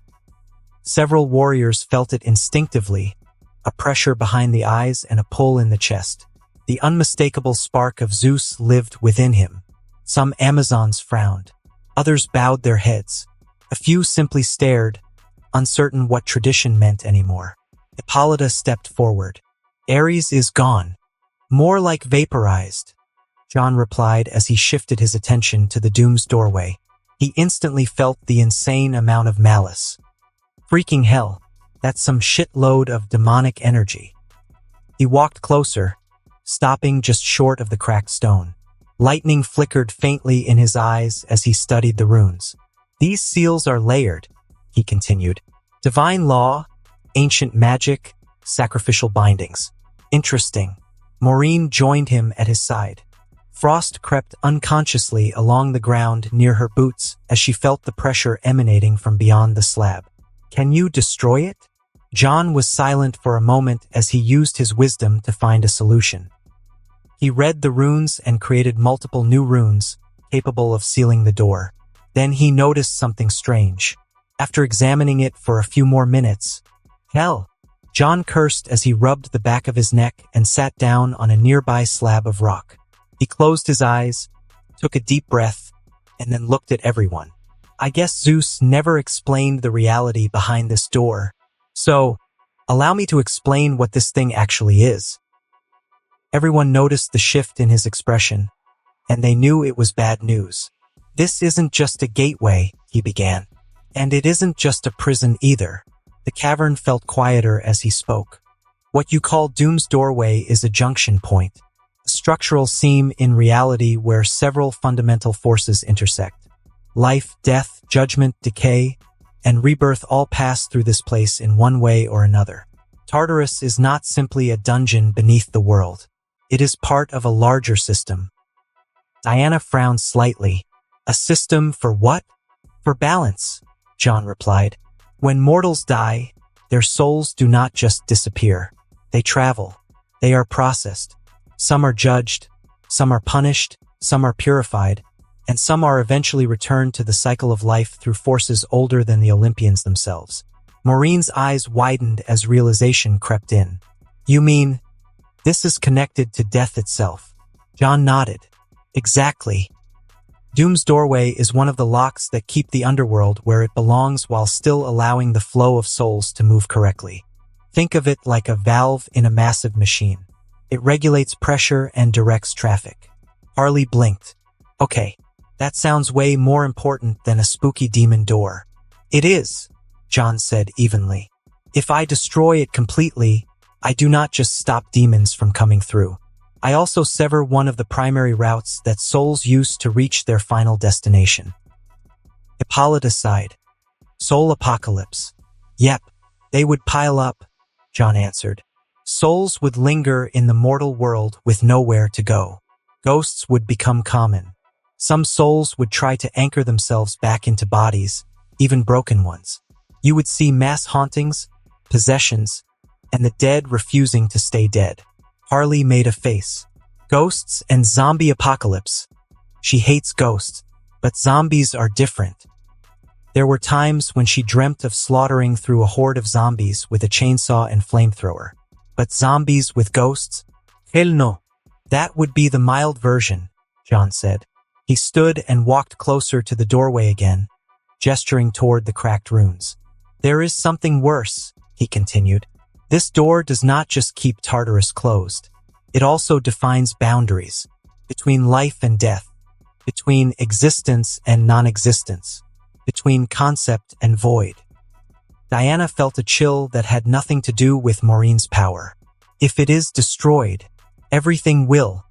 The lock breaks, John finished. And what lies beyond Tartarus is not just monsters or fallen gods. There are entities that do not belong to any cycle. Things that were never meant to exist within our reality at all. They do not conquer worlds. They unmake them by erasing the rules that allow reality to function.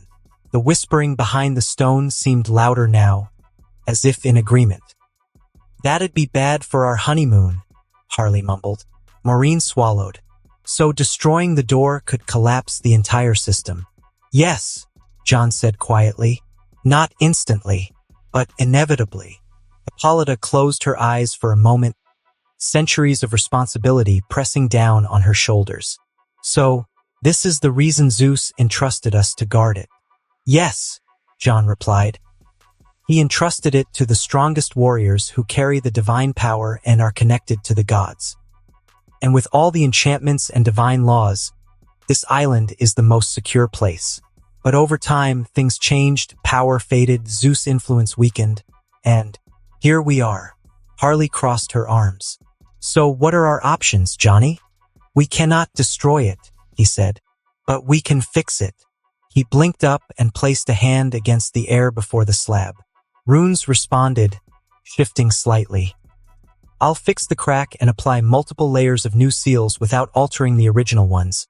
And then I'll feed it with enough divine energy to make the seals last for at least a century, John said as he started to apply the new seals. Bright yellow magic seals appeared around the slab. John looked back at Hippolyta. It'll take a massive amount of divine energy and at least a month to set everything up. Till then, make sure no one disturbs me and protect Kondak. Waller and those government rats might try to create a conflict if they learn I am not there. So, announce a friendly treaty between Kondak and Themyscira and our marriage. He winked at her. That should be enough to stop them from doing anything stupid. They love to play politics. Let's give them politics. 1 week later, Themyscira, scaffolding surrounded damaged towers. Amazon builders worked from dawn until nightfall, lifting marble back into place, reforging shattered gates, and cleansing the land of lingering corruption. The imprisoned criminals were sealed away deep beneath the island under renewed wards. Guards rotated constantly. No chances were taken anymore. Below the island, far from sunlight and sea breeze, John remained at the doom's doorway. The divine seals pulsed steadily now. The cracks had stopped spreading, but the work was far from finished. Maureen had already returned to Kondak with a contingent of Amazon warriors. Together, they reinforced borders and made it very clear to the world that Kondak was not unguarded just because its king was absent. Harley stayed. She spent most of her time near the lower sanctum, sitting on a broken pillar with her mallet resting across her shoulders, humming to herself and watching the entrance where lightning occasionally flickered deep underground. She was guarding the entrance. Above, within the palace, sunlight filtered through tall windows, illuminating shelves of ancient scrolls and relics in the room. The air smelled of incense and sea salt. Diana stood near the window, arms folded behind her back. She had been quiet for several minutes, her thoughts clearly heavy. Finally, she turned. "Mother," Diana said calmly, "I need to ask you something." Hippolyta, seated at a low table, looked up from a scroll she had been reviewing. "You already know the answer to whatever you are about to ask," she replied gently. Diana exhaled. "Then I will still ask." She stepped closer. "This marriage you agreed to," Diana continued, choosing her words carefully, "is it real, or is it only politics?" Hippolyta did not answer immediately. She set the scroll aside and stood up. "It began as desperation," she said honestly. "When I came to him, I believed we were already on the edge of extinction. Hypnota had taken the island. Ares was moving in secret. The doom's doorway was cracking. I was prepared to offer anything if it meant saving Themyscira and the world." Diana asked, Including yourself. Yes, Hippolyta replied without flinching. Including myself. Silence settled between them, broken only by the distant sound of waves. But that is not what this is anymore, Hippolyta continued. John refused to be bribed. He refused to abandon his people for ours, and he did not demand anything other than my hand in marriage. Think of it from a political point of view. Kondak is a new nation, growing slowly, and they'll need allies strong enough to prevent unnecessary war. John is strong, no doubt, but there are many strong metahumans out there. If the enraged nations gather together and decide to launch an attack using an army of metas, a new war will begin, the metahuman war. So, through this marriage, we'll show the world that Themyscira and Kondak stand together openly. In the process, stop or delay that war long enough for John to get even stronger and create his army. Diana looked up again. Do you have feelings for him? Hippolyta did not answer immediately. When she did, her voice was softer. I respect him, I trust him, and I see what he carries without letting it consume him. Love may come or it may not. But this is not a sacrifice, Diana. It is a step forward. Isn't this why you came home for? Hippolyta said with a smile. Become the queen and change the old traditions. Lead your sisters toward a better future through unity. Diana met her mother's gaze, the weight of the words settling over her like a heavy cloak. I don't think I'm ready, Diana said quietly, to be queen, to lead Themyscira in the way you envision. I have fought battles. I have seen the world beyond our shores, but ruling, that is different. The responsibilities are vast, and the mistakes would fall on everyone. I do not know if I can carry that burden without faltering. Hippolyta crossed the short distance between them and placed both hands gently on Diana's shoulders. Her touch was steady and warm, the same touch that had steadied her daughter through childhood training and her present self alike. No one is ready, Diana, she said. Not the first time, not the 10th time. I was not ready when the crown was placed upon my head after the last great war. I was barely more than a girl who had lost too many friends and feared I would lose more. The crown does not wait for certainty. It waits for courage. And courage, my daughter, is not the absence of doubt. It is the choice to stand and act even when doubt whispers loudest in your ear. Diana's voice wavered. What if I fail them?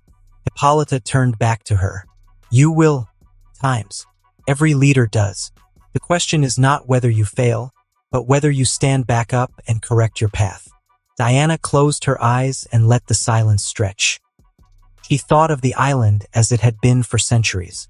Beautiful, proud, and strong, but also closed. She thought of laws written in fear and tradition hardened into chains. She thought of her brothers cast away to the mountains, reduced to tools rather than kin, and of the ships raided just for breeding. She thought of lives taken casually, justified by old stories told so often that no one questioned them anymore. When she opened her eyes again, something in her expression had changed. You are right, Diana said softly. We have protected ourselves for so long that we forgot how to grow. Hippolyta searched her face but said nothing, allowing her daughter the space to continue. The world beyond our shores is changing whether we wish it or not, Diana said. God rising, nations rising, and mortals wield power that rivals legends. If we cling to what we were, we will become brittle, and brittle things eventually shatter. She took a slow breath. It is time we stop pretending our traditions are sacred simply because they are old. Some of them were born of fear, not wisdom. Hippolyta nodded once, her eyes attentive. We will open the gates of Themyscira, Diana said, her voice gaining strength. We will choose how we engage with the world instead of hiding from it. Our brothers who were sent away will be called home. They were never criminals. They were victims of our fear. Hippolyta's breath caught, just slightly. We will end the practice of plundering ships, Diana continued. We will end the cycle of using men only for breeding and killing them afterward. That is not strength. That is cruelty dressed as survival. We must change. For a long moment, Hippolyta remained silent. Then she reached out and took Diana's hands in her own. This will not be easy, Hippolyta said quietly. There will be resistance. Some of our sisters will call this betrayal. I know, Diana replied. But as you always said, leadership is not about pleasing everyone. It is about choosing the path that allows the future to exist. Hippolyta smiled then, not as a queen, but as a mother. You sound like a ruler already. Diana let out a small, almost nervous laugh. I still have much to learn. So did I, Hippolyta said. And so does every queen who is worth remembering. Both of them walked to the balcony and watched the rebuilding below. Another week passed, and Themyscira changed. The coronation took place at sunrise. The great amphitheater overlooking the sea was filled with Amazons in ceremonial armor, bronze and gold catching the light as the sun rose from the horizon. Diana stood at the center of it all. Hippolyta stood before her and placed the golden crown on Diana's head. With the will of the Amazons and the blessing of the gods, Hippolyta said loud enough for everyone to hear, I name you Queen of Themyscira. May you lead not only with strength, but with mercy and courage. Diana knelt briefly, then rose. The crowd went silent. She looked out over her people, really looked at them. Warriors, builders, healers, sisters who had lived under the same laws for centuries and were now standing at the edge of something unknown.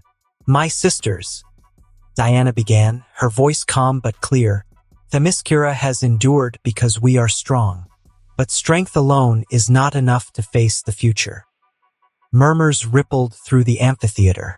For too long, we have mistaken fear for tradition, she continued. We closed our gates not only to the world, but to growth. That ends today. She raised her hand, and the air seemed to hold its breath. By my authority as queen, I passed the following laws. Scrolls were unrolled beside her, glowing faintly with divine script. The gates of Themyscira will open. We will choose when and how to engage with the world, but we will no longer hide from it. A stir of surprise moved through the crowd. Our brothers who were cast away will be welcomed home. They are Amazons no less than we are.